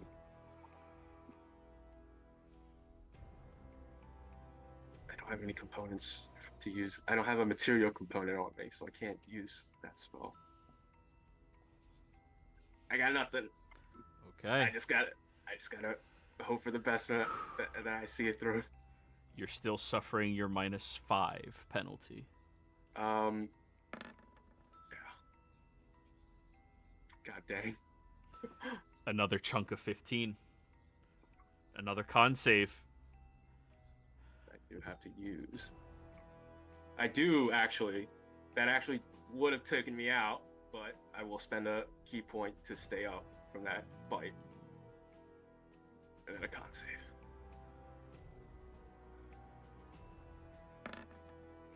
Come on, let me rest. One of them bites you. And your undead fortitude that you have causes you to reach down and grab the neck of the creature, glaring at it. Roll me in... animal handling still. I think this one's gonna matter a lot. I'm gonna use my last D6 on this.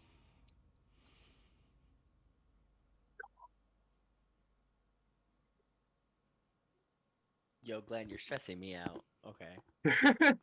Hey, you See a guys cloud above accepted. you. Oh, that's a 13. Okay. It moves away from you. It skulks away. Now a bit more concerned that you're not dead. Confused by that. And you manage to complete your rest, What can I do? warranting just barely enough respect from them all that they don't kill you in your sleep.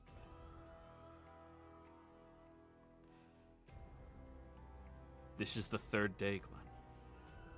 If you wait too long, your physical body will suffer.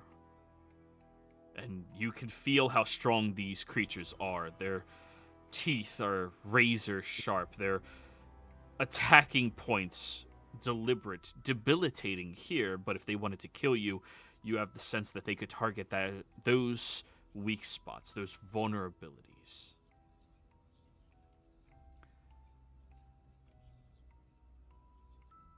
You still don't know specifically where the eggs are, though. So what are you doing on this day? I don't know where they specifically are, but I have a gut feeling it has something to do with that area that I keep circling around of not going into.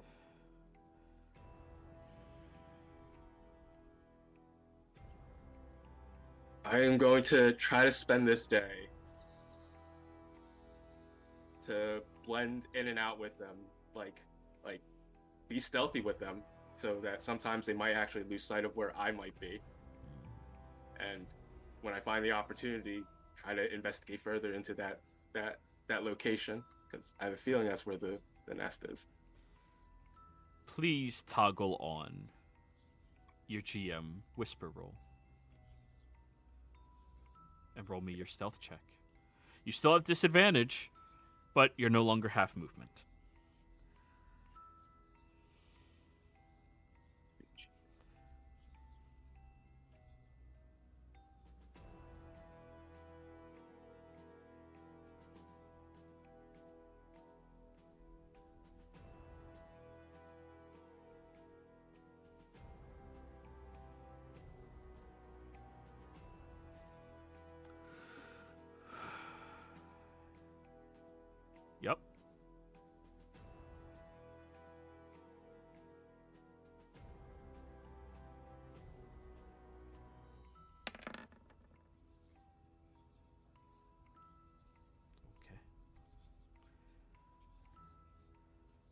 Now I need an investigation roll. Same thing. Whisper.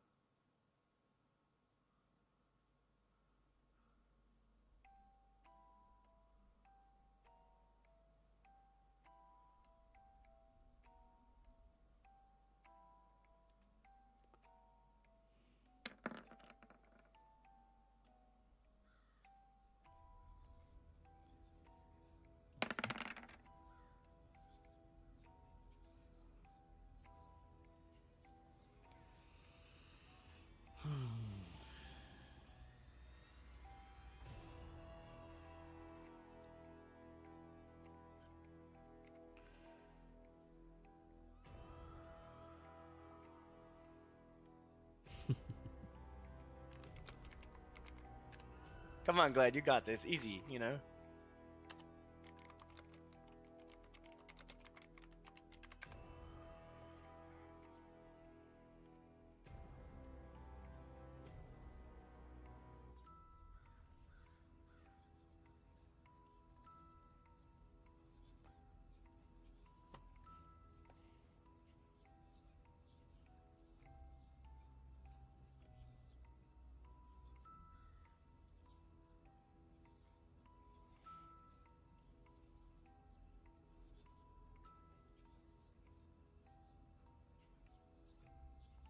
Did you get my whisper, Glenn?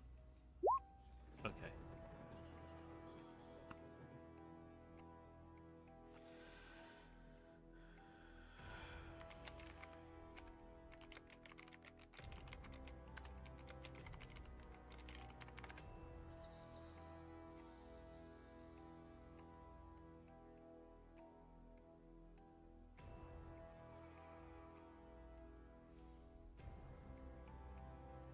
Correct.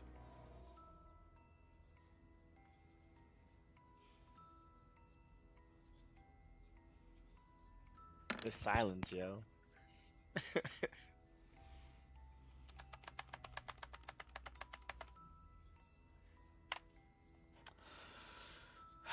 Don't worry, I'm talking to him and anybody watching can see.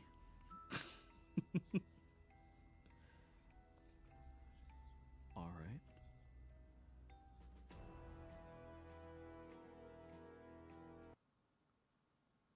Ooh, sorry. One last roll. Acrobatics, please. Whispered still.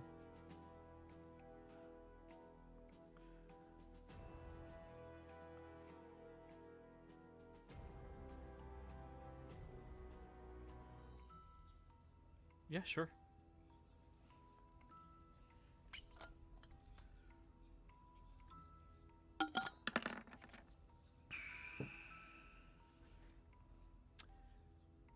We pan away.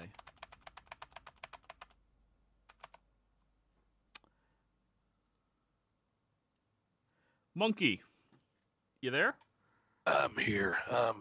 Just thinking about Brother Jack and best way I could help him and how I like to help him in person, and I wish I could be there, but I can't, so I'm just reaching out and doing what I can. It's been a few days now, Monkey. 2 days since you had contact with him. Yeah. Or sorry, 3 days since you had contact with him. 3 days since you heard Bart's very loud cry for pain. 3 days since you saw the lightning striking the top of a mountain that Reese was on. Well, you know, that's to be expected. If anyone's going to get smitten. What you mean? If anyone in this party deserves to be smited, it's Samdi. Just anyways. You sit there with him, and Aerith gives you a reassuring look. It is not a simple process. They have to accept you. Yes. And it shouldn't be a simple process, but sometimes still worry about, it's like they're my children. It's very understandable. Actually, on the second day, Samdi, you came back. Casually walking up to all of them, holding this giant blue egg.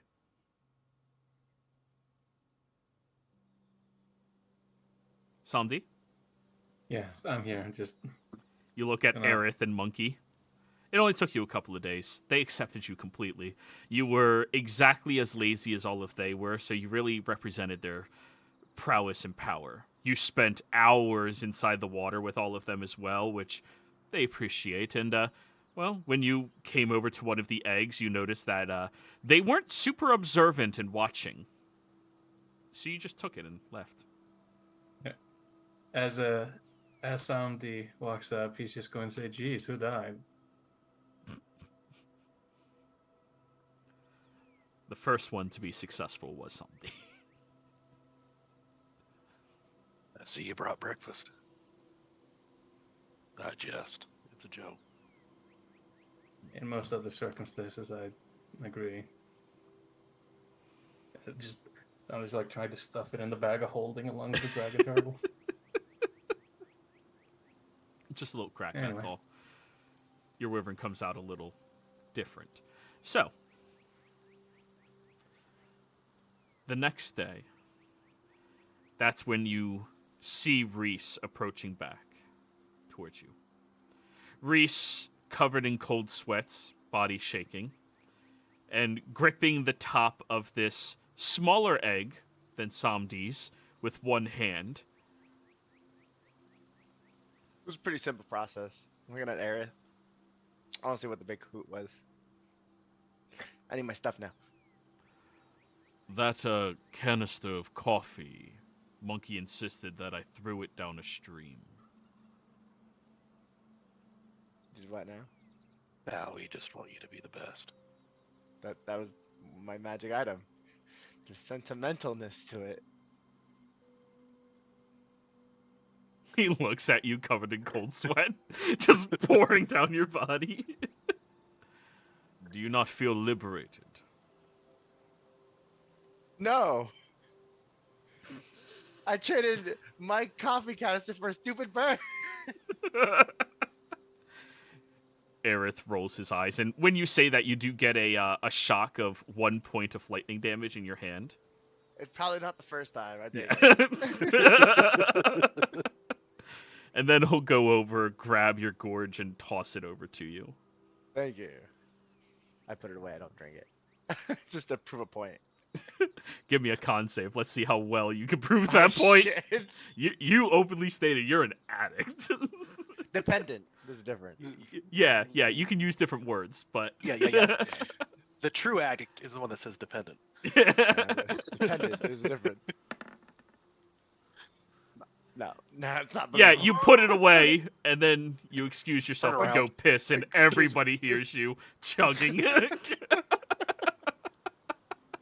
Just behind the tree goes, "Oh god." Oh, my God, to come back. I'm like properly composed now. Just, yeah, I will say your trial for quote unquote an alpha-esque, lightning, whatever they were, it wasn't that hard.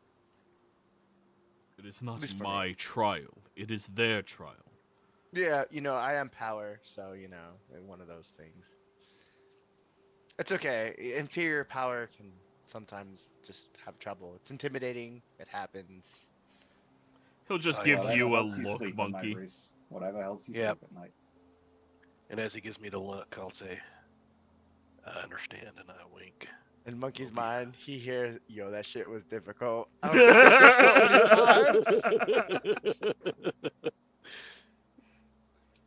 The hardest thing you ever had to do in your life. Try. I had to climb stuff. It was horrible. Like, walk and chill in the quiet.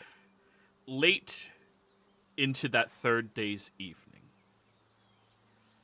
Bart, you come limping in, covered in the cultist clothes with the seared burn marks on your body.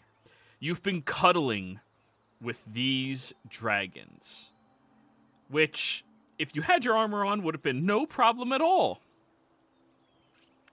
They have a lot of body heat, naturally. Everyone you look over at, Bart, definitely not in his usual outfit. Nice robes. I didn't realize he'd been indoctrinated in the short time we've been separated. Have you gone The full ooze? The rest of my clothes were burned off. Along with a good portion of your skin, and he holds up his scarred hand. Friends. It'll be fine. You have no idea. But, like, in preparation for putting his armor back on, takes off the robe, and he is fucked.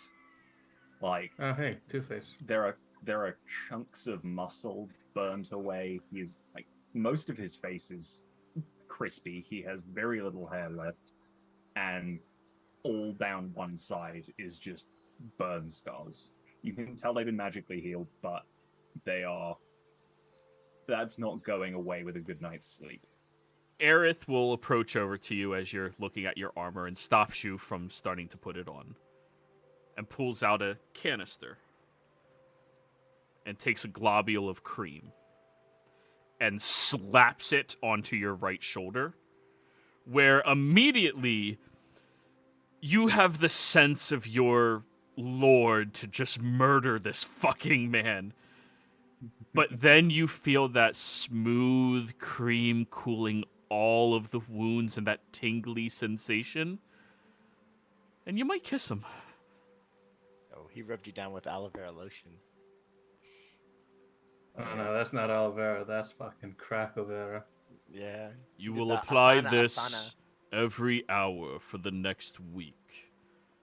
Most of your wounds and scarring will subside, and it will neutralize the burning on all of your skin. You will chew on this root every night before you go to bed, and he hands it to you, and that will help restore your nerve endings. Thank you. The dragons seem... the wyverns... Although I'm not entirely convinced that that mother one was not a dragon. I've seen smaller dragons. They end up growing when they have to house the eggs inside of them. It's an expansion. They shrink back down after the eggs are all properly hatched. Without Bardakov, they are considered a dragon type, if it helps. They pulled away the majority of the heat from the worst parts, but...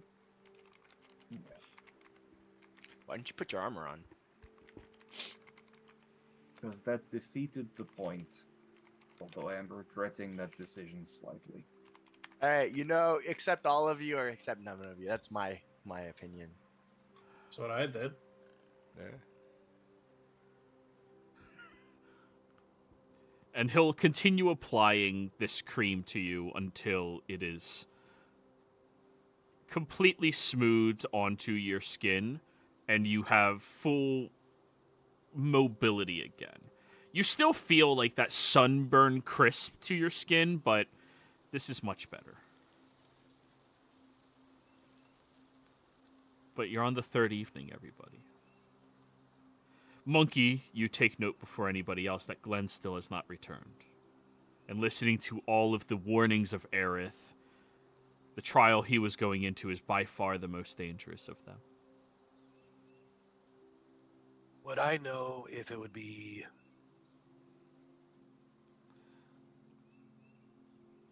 inappropriate to reach out to Glenn on the stone and see how he's doing, or just probably I'm gonna let him be. This is his. He knows he has my support, and if he needs me, he can always reach out. You put trust into your follower. Good. Yeah. That third evening, you all sit around a fire. Bart, you're able to place your egg directly into the fire, which is good for it. And you can put your armor back on because it's not hatched yet. None of your eggs have hatched. What? Late into that evening, you begin to hear rustling of leaves in the distance. You begin to see pushing of shrubbery directly out of the way and not a direct path being traversed or traveled upon.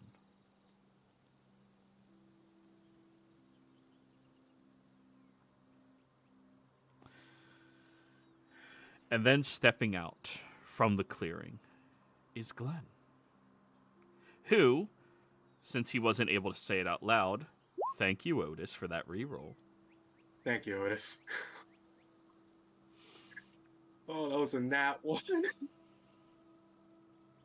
Jeez. Oh yeah, you guys almost lost Glenn. You would have been fine. But you all see him wandering towards you. Exhaustion set on his face. Chunks of flesh ripped out from his arms, his chest, his shoulders, his back, his legs. Glenn, you are shambling in there with just merely 1 hit point and your full 3 levels of exhaustion.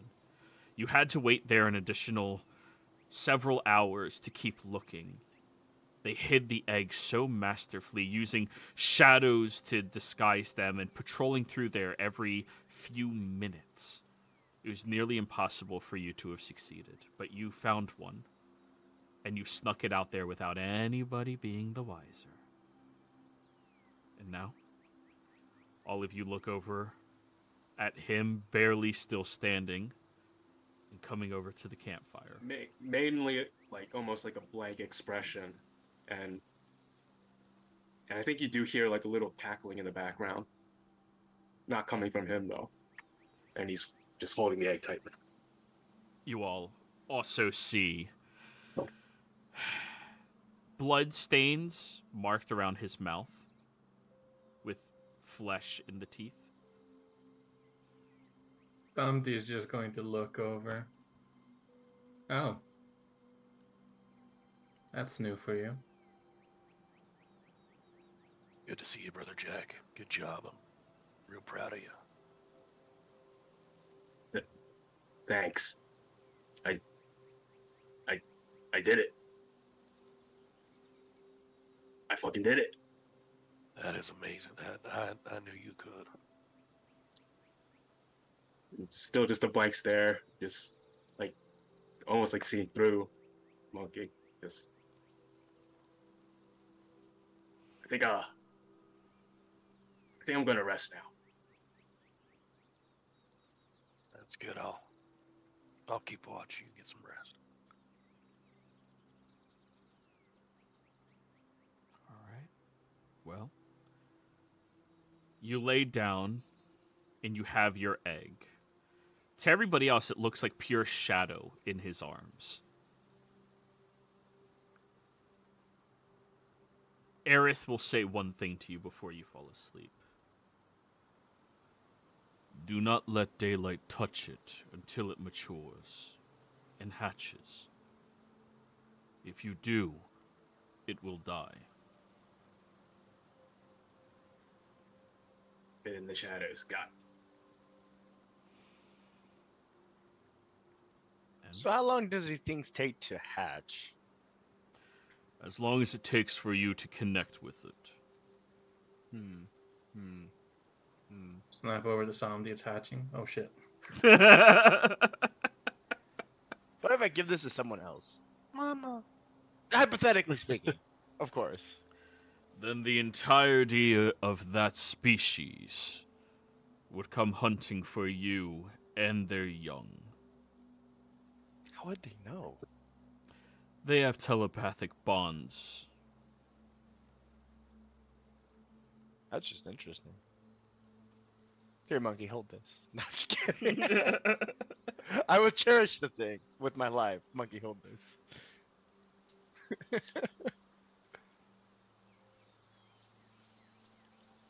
Well, evening has arrived for you all. You're able to sleep.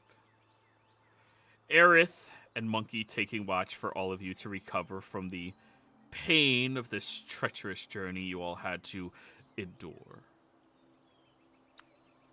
Reese finally having his stuff back, walks immediately into his mansion at night.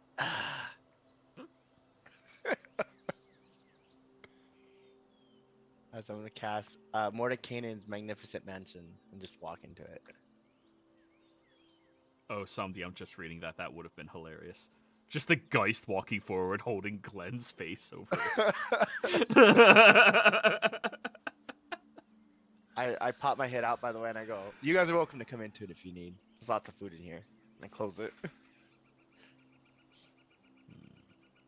believe I will enjoy the sounds of the forest for my slumber. I understand. You see Samti wandering off towards the nearest river.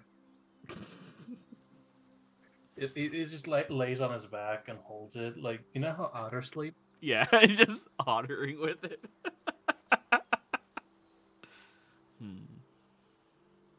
But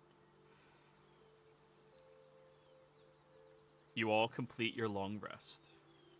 Finally being able to heal up all of those hit points that you've been missing. And for Glenn, removing one of those 3 levels of exhaustion.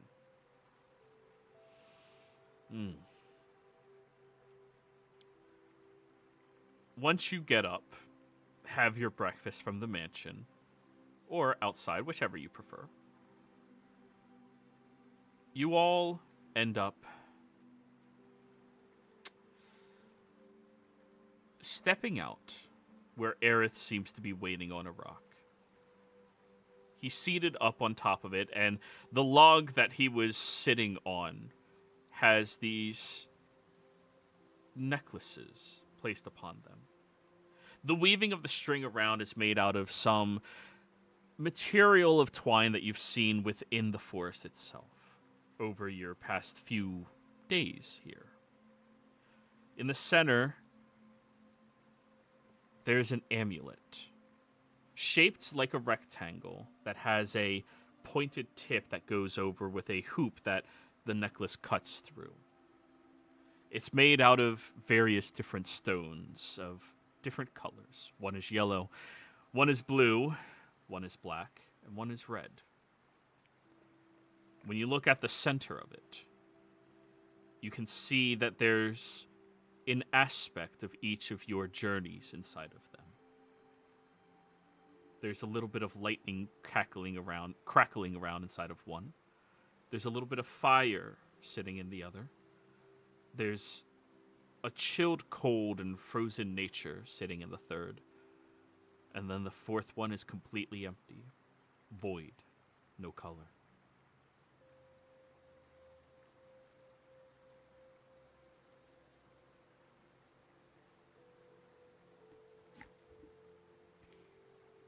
Is this like representation of our trials here? It will be. It is very important for each of you to attune to these necklaces. It will allow you to create that bond, that nature between yourself and your wyvern. The two of you will become partners. You will become assets to one another's lives.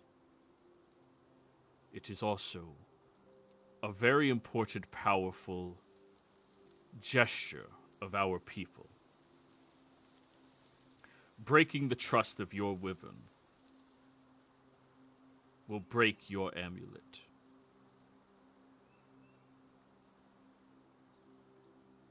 And if your wyvern is to be felled in combat, the amulet will accept it into them, storing them away for 7 days, where upon that time they will come back. Under your oath and swear that you will not allow them to come to that harm again, that you will protect them.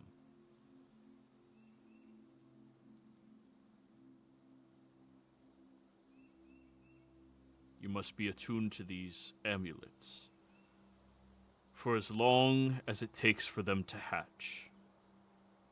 and to be able to utilize their magic. That safety precaution.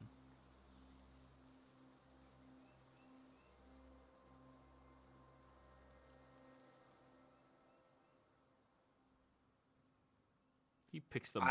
Or he'll gesture to Monkey to pick them up and hand them out to people. And I'll go ahead and pick them up and I'll pass them out. I give up. And we all turn. Oh, no, wait, that was Star Wars. Yeah, I'll hand them out to each person.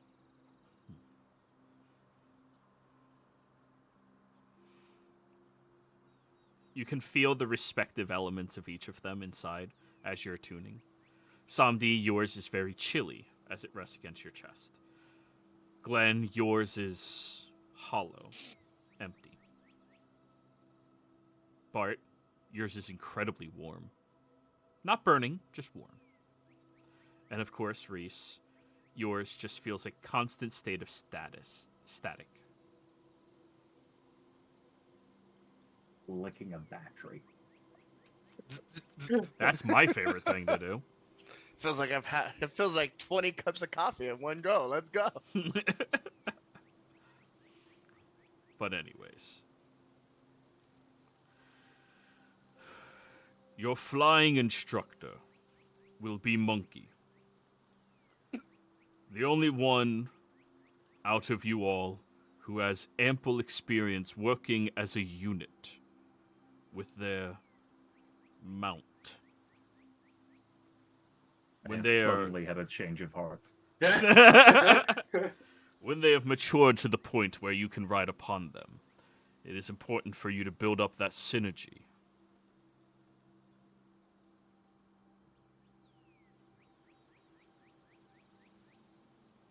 Let me know when you guys are ready. I'm going to be honored to teach I'll y'all. figure it out. I'll figure it out. I assume you will show him proper amounts of respect in this role. He will get exactly the respect he deserves. You can go from there. Ultimate respect. When to am these I guys. not respectful? I assume it's like a horse, you know? No, not at all. Give me a long night's rest. I can figure it out. For you, it is actually the most dangerous. They like to fly high, above everything else, and they like to maneuver quickly and agilely. You'll have to be very careful about that. If they get too high into the sky, and they flip too quickly to avoid something, if you aren't ready for it, you will tumble to your death and die. It's a good thing today I'm proficient with flying vehicles. They are not vehicles. They are creatures. Oh, shit. Animal handling would have been a better bet. Yeah. I can only do tools. Damn. Reese has to try at something? No! No, it's not just handed to me. Well, you know, I guess the egg was kind of handed to me. Where's your but- elven privilege? Like, just... Well, more rich privileged, but yeah. Good point. I'll figure it out. But anyways. Keep in mind the lessons and warnings that I've given you all. I have also outlined the specifics to your training and your hunting tactics with them to Monkey, so that he may guide you on your journeys. Like it or not, fellas, you're all followers of Monkey now. I mean, again, I can figure it out. I look at servitude. Don't eat the egg. Rule number 1, don't eat egg. Good. So... Hey, man, I have a mimic on me. I gotta, like, let this guy know, like, hey, servitude, don't eat the egg. Don't eat druid, don't eat egg. So many fucking rules. I hate it. I hate it. All you ever tell him to do is not eat things. Not true. I told him attack one time. Yeah, He the attacked the Spauldings. Spaulding. Yeah, He ate that guy. that was a good meal for him. There was no bodies in that room once the Valentine showed up. Valen. Yeah, whatever. The Valentine. Actually, that's a good name for their protective unit, the Valentine. The Valentine. Bloody The Valen. Valentine. Or just like there was no bodies. What happened? I don't know, man. There was a chest in the middle of the room. Just smile. I don't know. Prove it. There was a random chair in the middle of the room. We don't know why. With that being said, I look at the amulet and I go, you know, this is a lot of power in these Wyverns from what I've seen the last 2-3 days. Correct. Right. So my situation, right, is I'm from urban districts, right? Is that really the type of Wyvern that would be good in an urban district?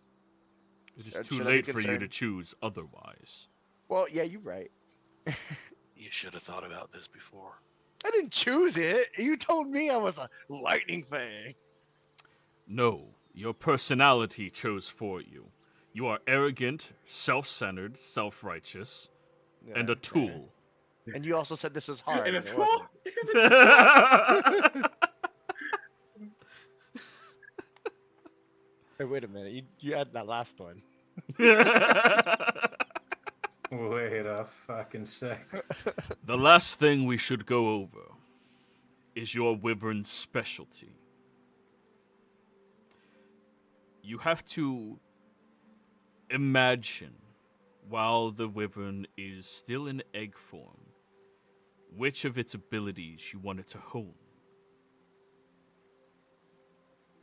It is very rare for wyverns to possess multiple unique abilities. Past the, well, before the age of full adulthood, which should take 6 years. So you would concentrate on the one you wish yours to have adaptations to early on. Glenn,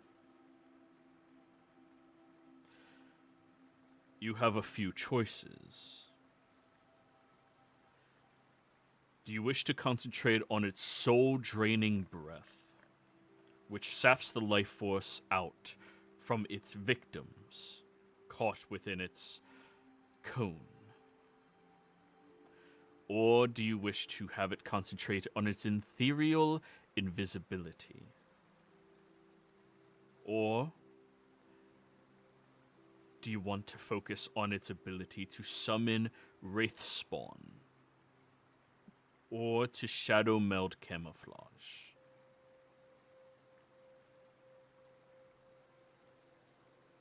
Wow. Well, I said in the beginning that aesthetically it's for the breath attack. So I'm gonna stick with that. We're gonna go with the breath attack. Soul draining breath? Yeah. Early on, its breath is only capable of causing fatigue in individuals, sapping their energy, their ability to maintain themselves easily. And then, after that, it can start cursing people with a vulnerability for periods of time. So you want your wyvern to have soul-draining breath. Type that out, Glenn, please.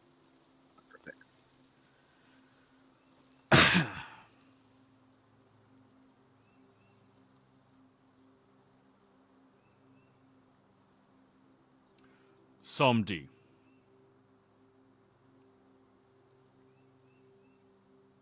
Here. For yours, they have the chilling frostbite. A bite that causes those that they attack to become slower in their movements. They also have their breath attack, which creates a difficult boundary, not just on the ground, but within the air of the cone that they target.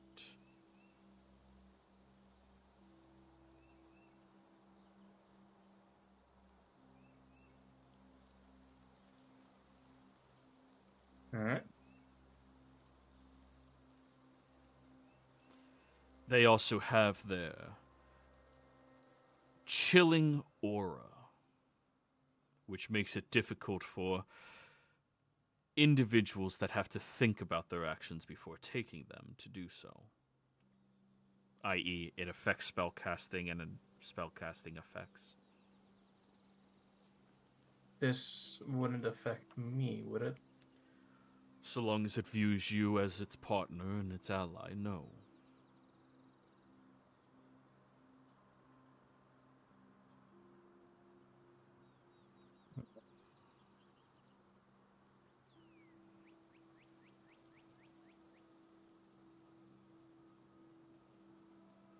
Give me a few seconds. In and out of character, I just want to think about it. I'll type it in chat. Thank By you. the time the last person's ready. Bartikov. Uh, Do you wish to have the searing flame breath, the firestorm dash, or the conflagrating bite?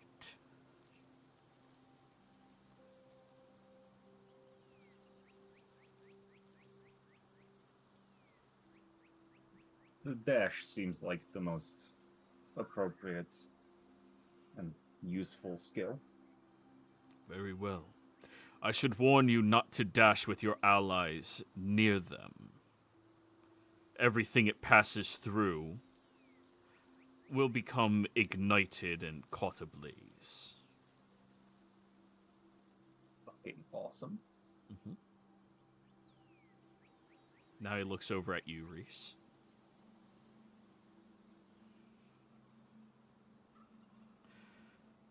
Lightning strikes. Paralyzing breath.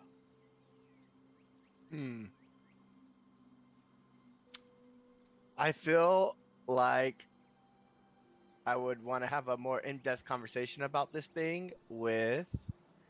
Valen. I have her as Linvala or Linve. Linve?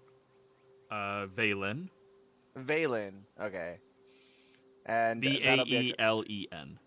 okay. Yeah, I would like to have a more in-depth conversation with Valen before making that decision. Very well. Make sure you spend at least an hour each day attuned to the amulets, which you remain attuned to until they hatch. Focus upon them.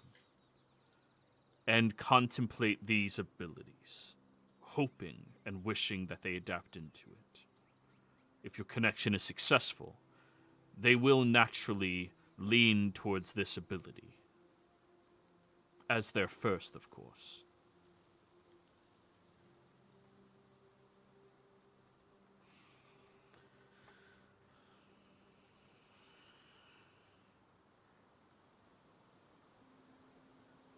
Well then.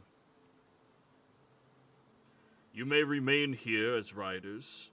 Seek sanctuary here when you need.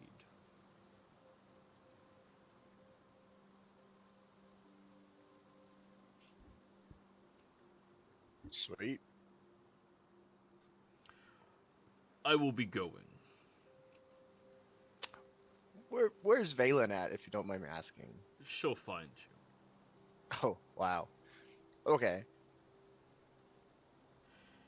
He jumps over, off the rock, over to a limb and pulls his way up and then jumps high into the air where you see that the crystal wing swoops underneath and catches him, taking off into the air. Knowing now that you're all a short 6 months away from being able to do cool bullshit like that. I look at everyone and go, as much as he's an expert in the crystal wings, I feel like you guys should talk to your individual riders, because they might know a little bit more in depth what your Weaverns can do. I think I'm just gonna wing it. Yeah, unfortunately, Glenn, you're on your own. The only guy that rode yours is dead. I mean, you can go talk to the Valen, right, if you want, see if they have any archives on it. But You know, that's actually not a bad idea.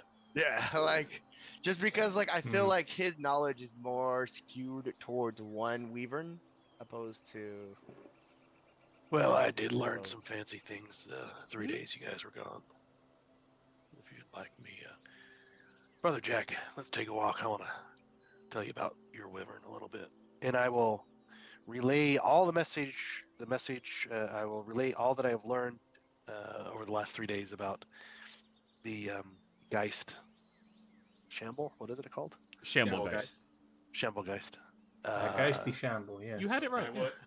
I would take off my cloak, wrap it around the shadow egg, and then put that in a backpack, and then I would ask Monkey if it's alright if I like stick it in Cloud or something. Yeah.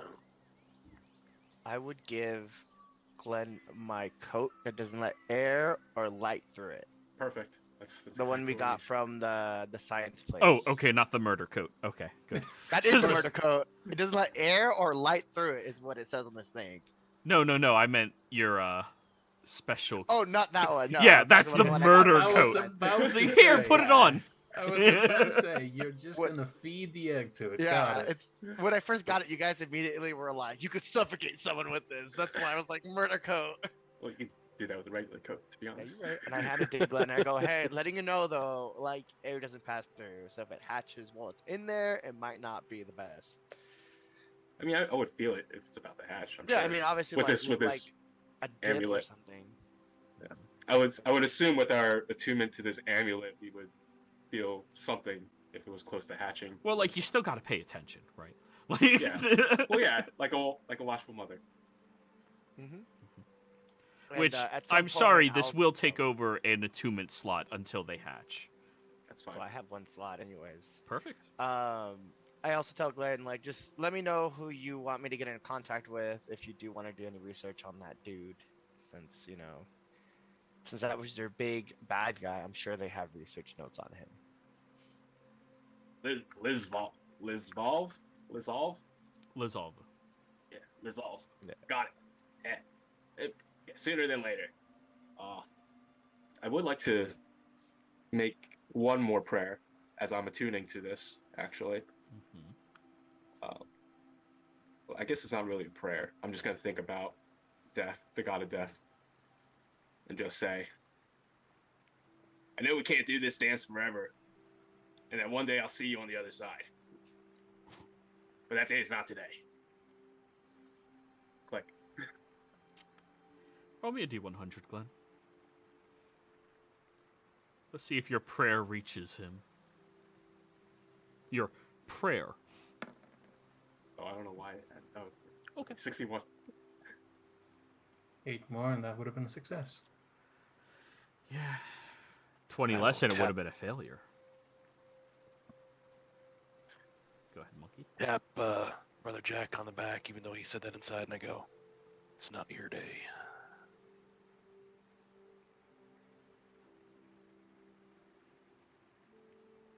Back into it. All right. It's good That's to be. good. It's good to be back here. It's good to have you back. I will tell Monkey about my ventures to this in-between realm and such. It's a spooky place. I'd love to hear about it, and I will listen intently to his description of his adventures and travels, and suggest that we start jotting them down. All right. So, after a couple of hours, Reese, Vaylin comes flying down, and she jumps off of her wyvern, who stays in the clouds, flying about. She lands in front of you. My mate said you wished to speak to me. Yes. He explained to me the possibilities of this wyvern, but I wanted to hear it from you because you would know more about how this wyvern works, as you're a more expert and also the main writer. Plus, you struck me with lightning. I wanted to give you this, and I hand her. Where's it at? 25 gold. Where the fuck did I do it? Oh yeah, a single potion of water breathing. And I go, I don't like when people help me and don't get anything, just like I don't like helping people without getting anything in return. You can either do something with it, throw it away, donate it. I'm not taking it back. It is considering an a payment for noteworthy. you striking me with lightning. Oh, I was trying to kill you. It's fine. I Okay, would have done the same if the roles were reversed. good. Then you may actually deserve the right to call yourself a Stormclaw rider. Sure. So the thing about the Stormclaw, right? He explained to me that it does the stun breath and Paralyzing what was the other? breath. The paralyzing breath, and then what was the other? Lightning strikes. Lightning strikes. Right. What does that really entail, and like what does that develop into? Is what my At a concerns are. young age, the Stormclaw will learn the ability to either be able to channel the innate presence of lightning into all of its attacks, causing them to ripple through their enemies and dissect them quickly. Also allowing them to circumvent certain magical resistances and immunities. Whereas the breath, when they're small, is barely enough to cover one person's head, but if they are struck by it and they are not a strong enough of willed individual, they become paralyzed momentarily as, well, that's what happens when you go into a lightning cloud. When they get bigger, of course, that breath becomes bigger. Not by a grand amount, but bigger. Is there anything else that I should know about this individual? Is there anything that like isn't well known that these things can do? Well, they can also shoot beams of lightning out of their mouth instead as an alternative breath attack, but that's an incredibly rare ability. Interesting. And they What can only do dictates- that when they have matured to adulthood. Is that a development of like the breath, or They concentrate not in...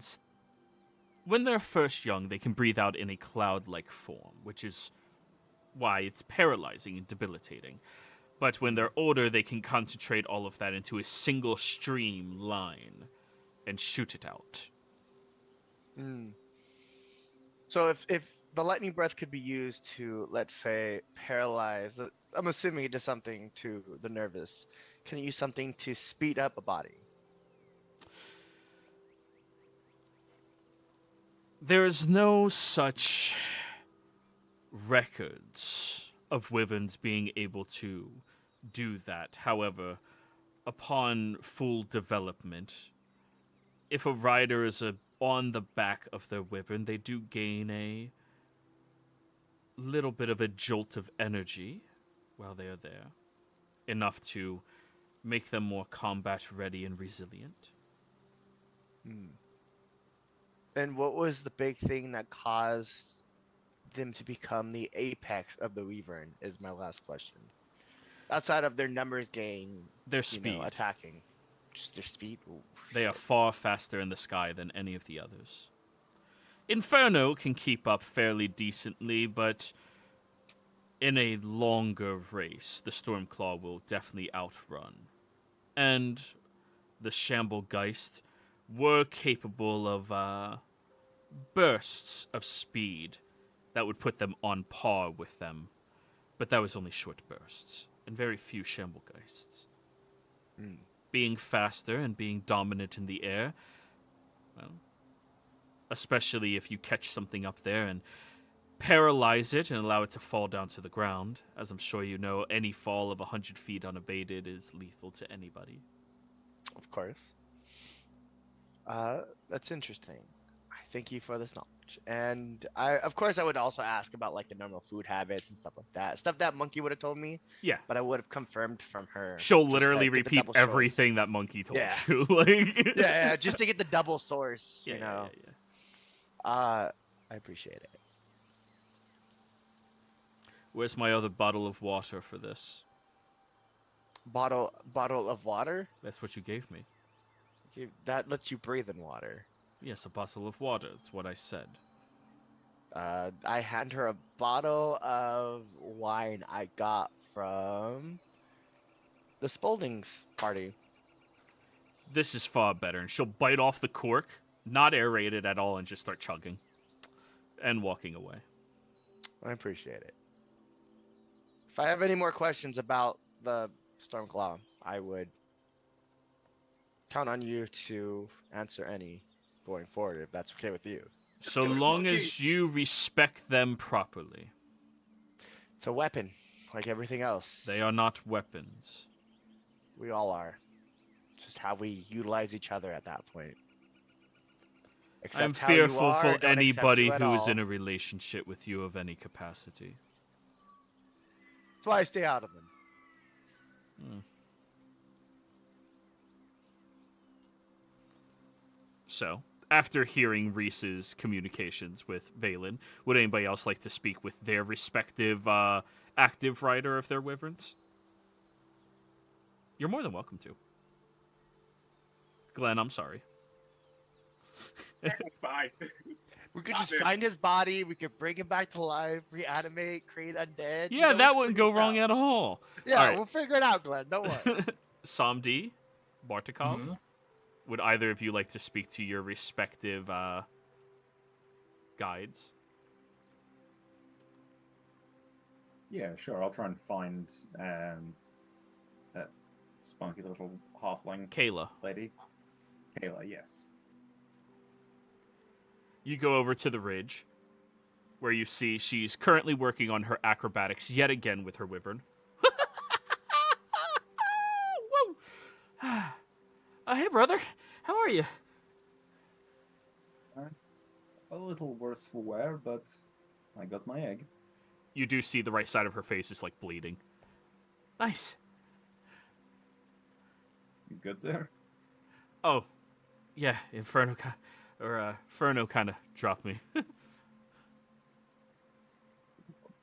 Well, just could I borrow you for 5-10 minutes? I just wanted to ask, how was the raising process for you? Like, I get the training side of things, and you know, once they're flyable and rideable, you know, there's a hell of a lot of fun to be had. But what was the actual process of getting it up to size? The wyvern comes flying down, and it looks at her, and you can tell its gesture, how it stands beside her, is very similar to how you stand next to Cat. Thank you. It's been months, so It's been a while, isn't it? yeah. So you understand at least the relative dynamic of it. Oh well, when they were born, the hardest part was making sure I stayed out of any dry wood areas, any wood-based inns, wooden houses, forests. Yeah, that was the hardest part. Because it would just... He loves to burn things. And, you know, it's a lot of fun. Who doesn't love burning shit, right? But that was the hardest part. Well, I mean, aside from the marks... Pick up a lot of burns on the way. Oh, dude. And she'll, like, roll up her sleeve all the way up, and you see it's just batches of third-degree burns all the way up her arm. Yeah, you kind of just got to deal with that. I mean, when they're so young, they don't really know that much of how strong they are or how dangerous they are. And they also don't understand the fact that, well, they're immune to fire, and, well, we're not. So, it's difficult, and it's important to show them that it hurts. And when they start to realize that that is a dangerous thing they can do, that's when they start to pull back and begin to feel more protective of you, to make sure they don't hurt you or let you get hurt.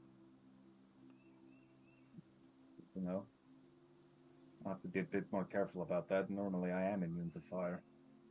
Yeah, they told me about that. I thought that was really cool, and, well, you definitely want them to know that fire hurts. Until they're old enough to, obviously, understand. You know? But that only takes, like, 6 months. The other thing I recommend very highly that you take aerial training very seriously with them. Build up that synergy, because you can do some cool shit. Oh, it means I'm going to have to listen to monkey talk for hours. Why would you listen to a monkey talk? That's stupid. I could not agree more. Blasphemy. Watch your mouth. Sadly, he knows a lot about flying because of his stupid fucking cloud. That person monkey. I thought you meant like a monkey. You know, funny. In my mind, same thing. No. But yeah, I mean, oh, do you know which ability you're going to be picking?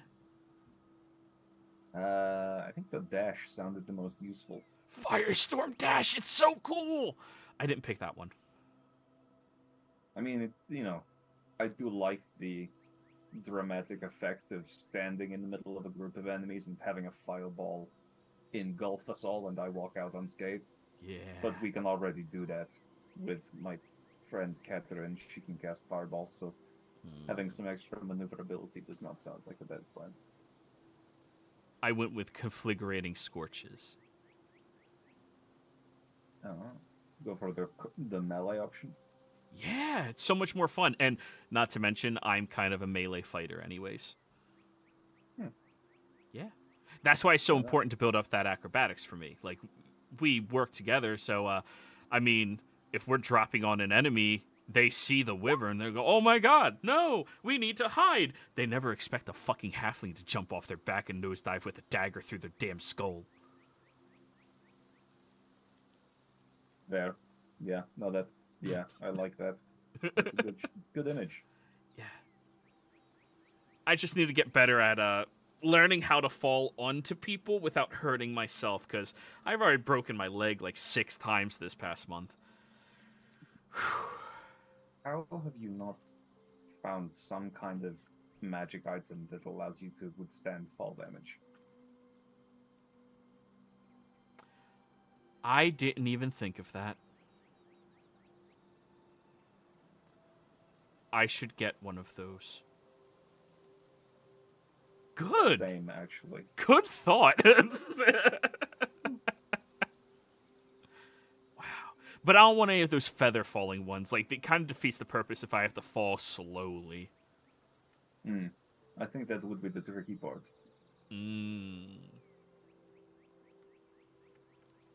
Yeah, I want it to drop me hard and fast so I can just stabbing. You don't know where she pulled the dagger out from, but like it's only a few inches away from your thigh when she strikes outwards. It's gonna be so much fun. Be careful. I'm not sure my legs can take much more punishment today. Oh, you'll be all right. Hey, you got the ointment, right? Yeah. It's my recipe, so it'll work. Good. Thank you. And the root. Funny thing about that ointment, if you use tangle vines instead of aloe vera, it's actually a toxin that you can feed somebody and will cause all of their organs and esophagus to close up and seal shut. Good to know. Yeah. I didn't get the... Did I get the recipe for it? So I can No, he just gave you jars. He knows better than to teach people about her poisons. And her, what do you call it? Bombs.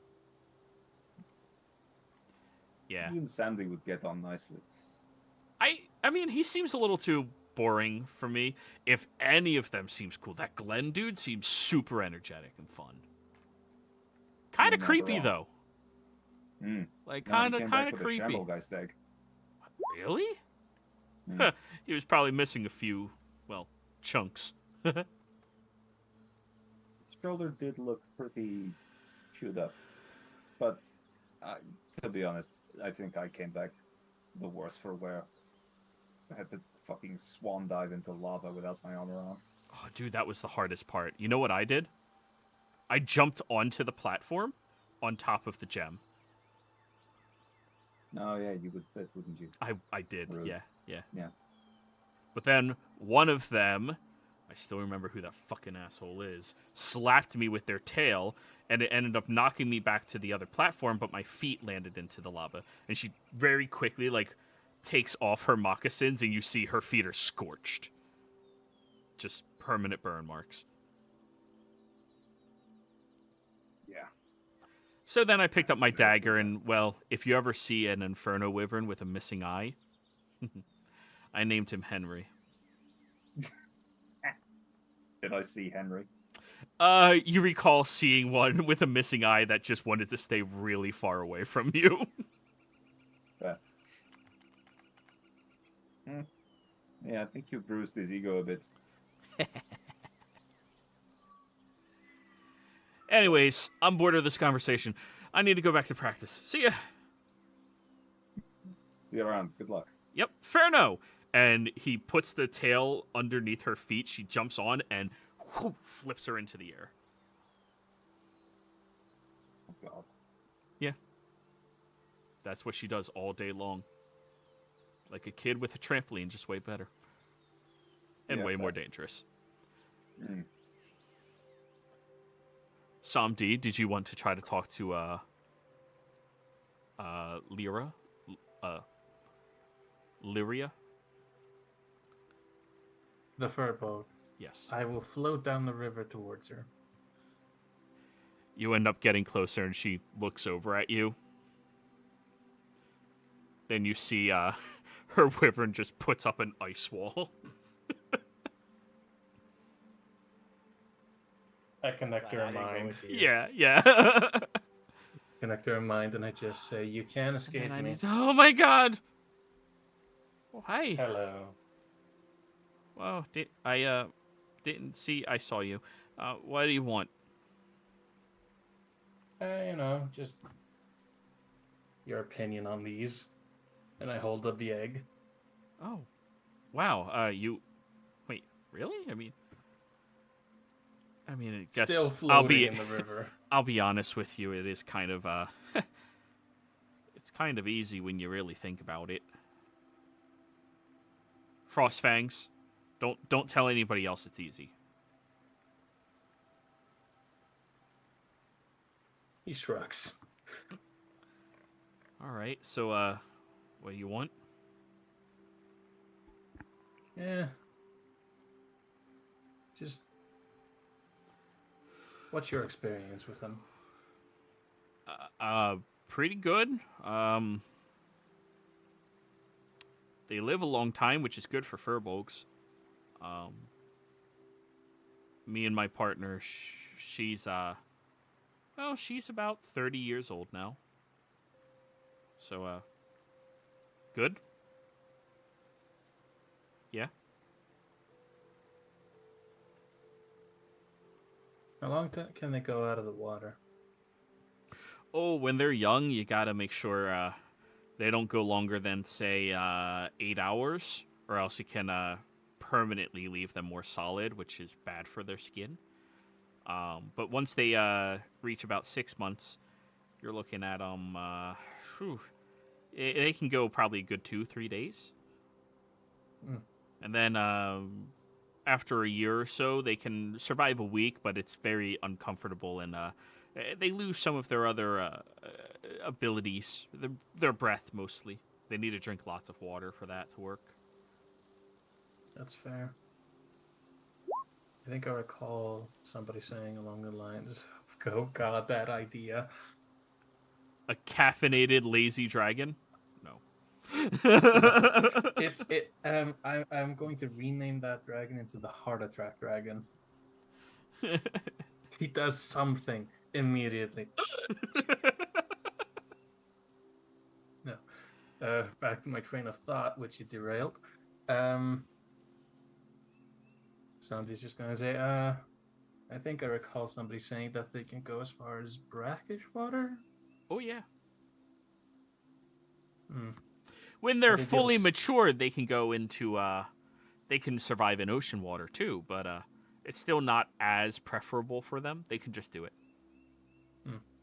How do they deal with stagnant water? Fine. Just water. Okay, got it. Yeah. Still water's fine. Also, if you have a bag of holding, they like water in those too. It's fine. Though I Zombie will warn you, Hmm? because of Wyvern's hyper adaptation, if you leave them there, bags of holding are technically considered an extra dimensional space within the astral sea, so they will adapt to that. Mhm. Which I've heard stories of peoples whose wyverns did adapt in that way, who got fed up with their their rider and decided to teleport into the astral sea and not come back.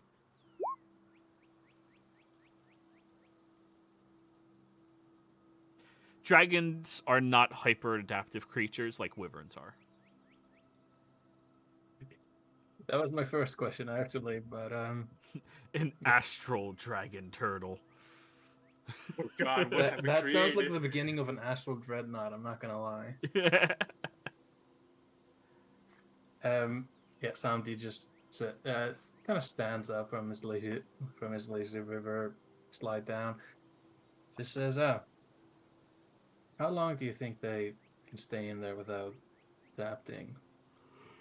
Oh, as so long as they spend more time not in there than time in there, it's fine. But it's only after they hatch. I mean, you know. Just puts the egg back in the bag of holding. Okay, that's fine then. So, which ability are you going to focus on first? My gal here, she can do all of them, so, yeah. Well, yeah, they said that they get them all roughly when they get full grown. Oh, yeah. It took her 12 years, not 10, but, you know, close enough. That's fair. Honestly, I don't go near people, so I'm just thinking of the breath. Oh, you mean the one that, makes the entire area where they breathe just like a snowstorm? Hmm. That one? I mean, I don't stand next to people too often for the aura, and I don't want to send this thing in to smack something. Fair, fair. I have another thing to do that for me. All right, so yeah. So when they start out, it's a small area that it affects. Only about, I'd say, 20-foot cube or so. But it does make the entire area, even in the sky, very largely difficult and almost impossible to see through as well. Heavily obscured. And it just lingers for about a minute or so. Now, until they're fully grown, though, they can only do that once. Until they need to, you know, take a little break, swim around in some water, that type of stuff. But by the time they're 6 months or so, you take them out, and if you end up fighting in a body of water with them, they have a very high chance of being able to breathe again and again and again and again. I.e., roll a d6 at the start of your turn. 5 or 6, it gets it back. Sorry, a 6, it gets it back. Damn. Yeah, 5 is when they're fully matured. Makes sense. Somebody just says, that's essentially what I wanted. All right. Oh, the other thing about them is they kind of give you a better ability to swim in water too.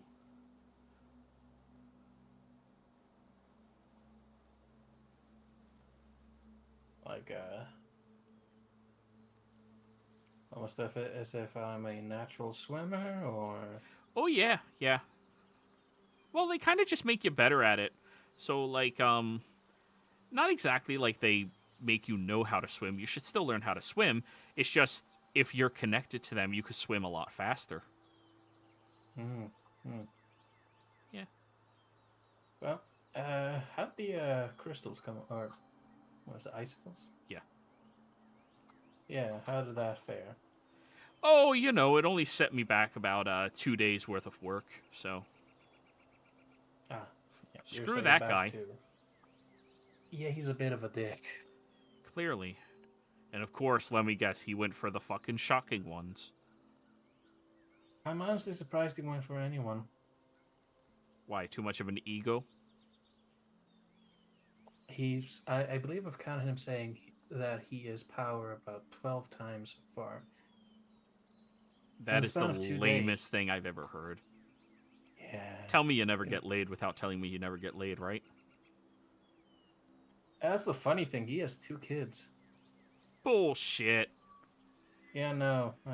I had trouble believing he had 1. Anyway, I'll leave you to it. And he's just gonna like step back in the water and go full squid down the river. All right, good. Bye. No, she did not say goodbye. She said good. Bye. And in her brain, I'll say, "Yeah, bye," and I'll cut off the connection. All right. Well then, as everybody has established their better connection. Oh, Glenn, were you about to say something? Yeah. So as we all like gather, as everybody's gathered back from like asking their questions and everything, Glenn is gonna hand a pamphlet to Reese, to Bardakov, and to Samdi. And if you open up the pamphlet, it says, "So you found our savior monkey." Jeez. When do you have time to make this? And then actually under it, it will list 3 of the 4 tenets that you have to for following monkey. That is having good hair, being good at combat, and respecting the animals. And then there's a 4th one, and it says ask monkey. Love it. Honestly, And the detailed artwork on this, Reese, is you have no idea where they could afford to get this. Looking at this, I'm just like, so what's the 4th tenant? To monkey. That requires a deeper conversation. Oh my god. Oh my Asmodeus. And on that glorious note, I think we're calling the session here. Congratulations, everybody. You're Wyvern Riders. Woo! We'll see you Well. all next week. Goodbye. Expectant parents.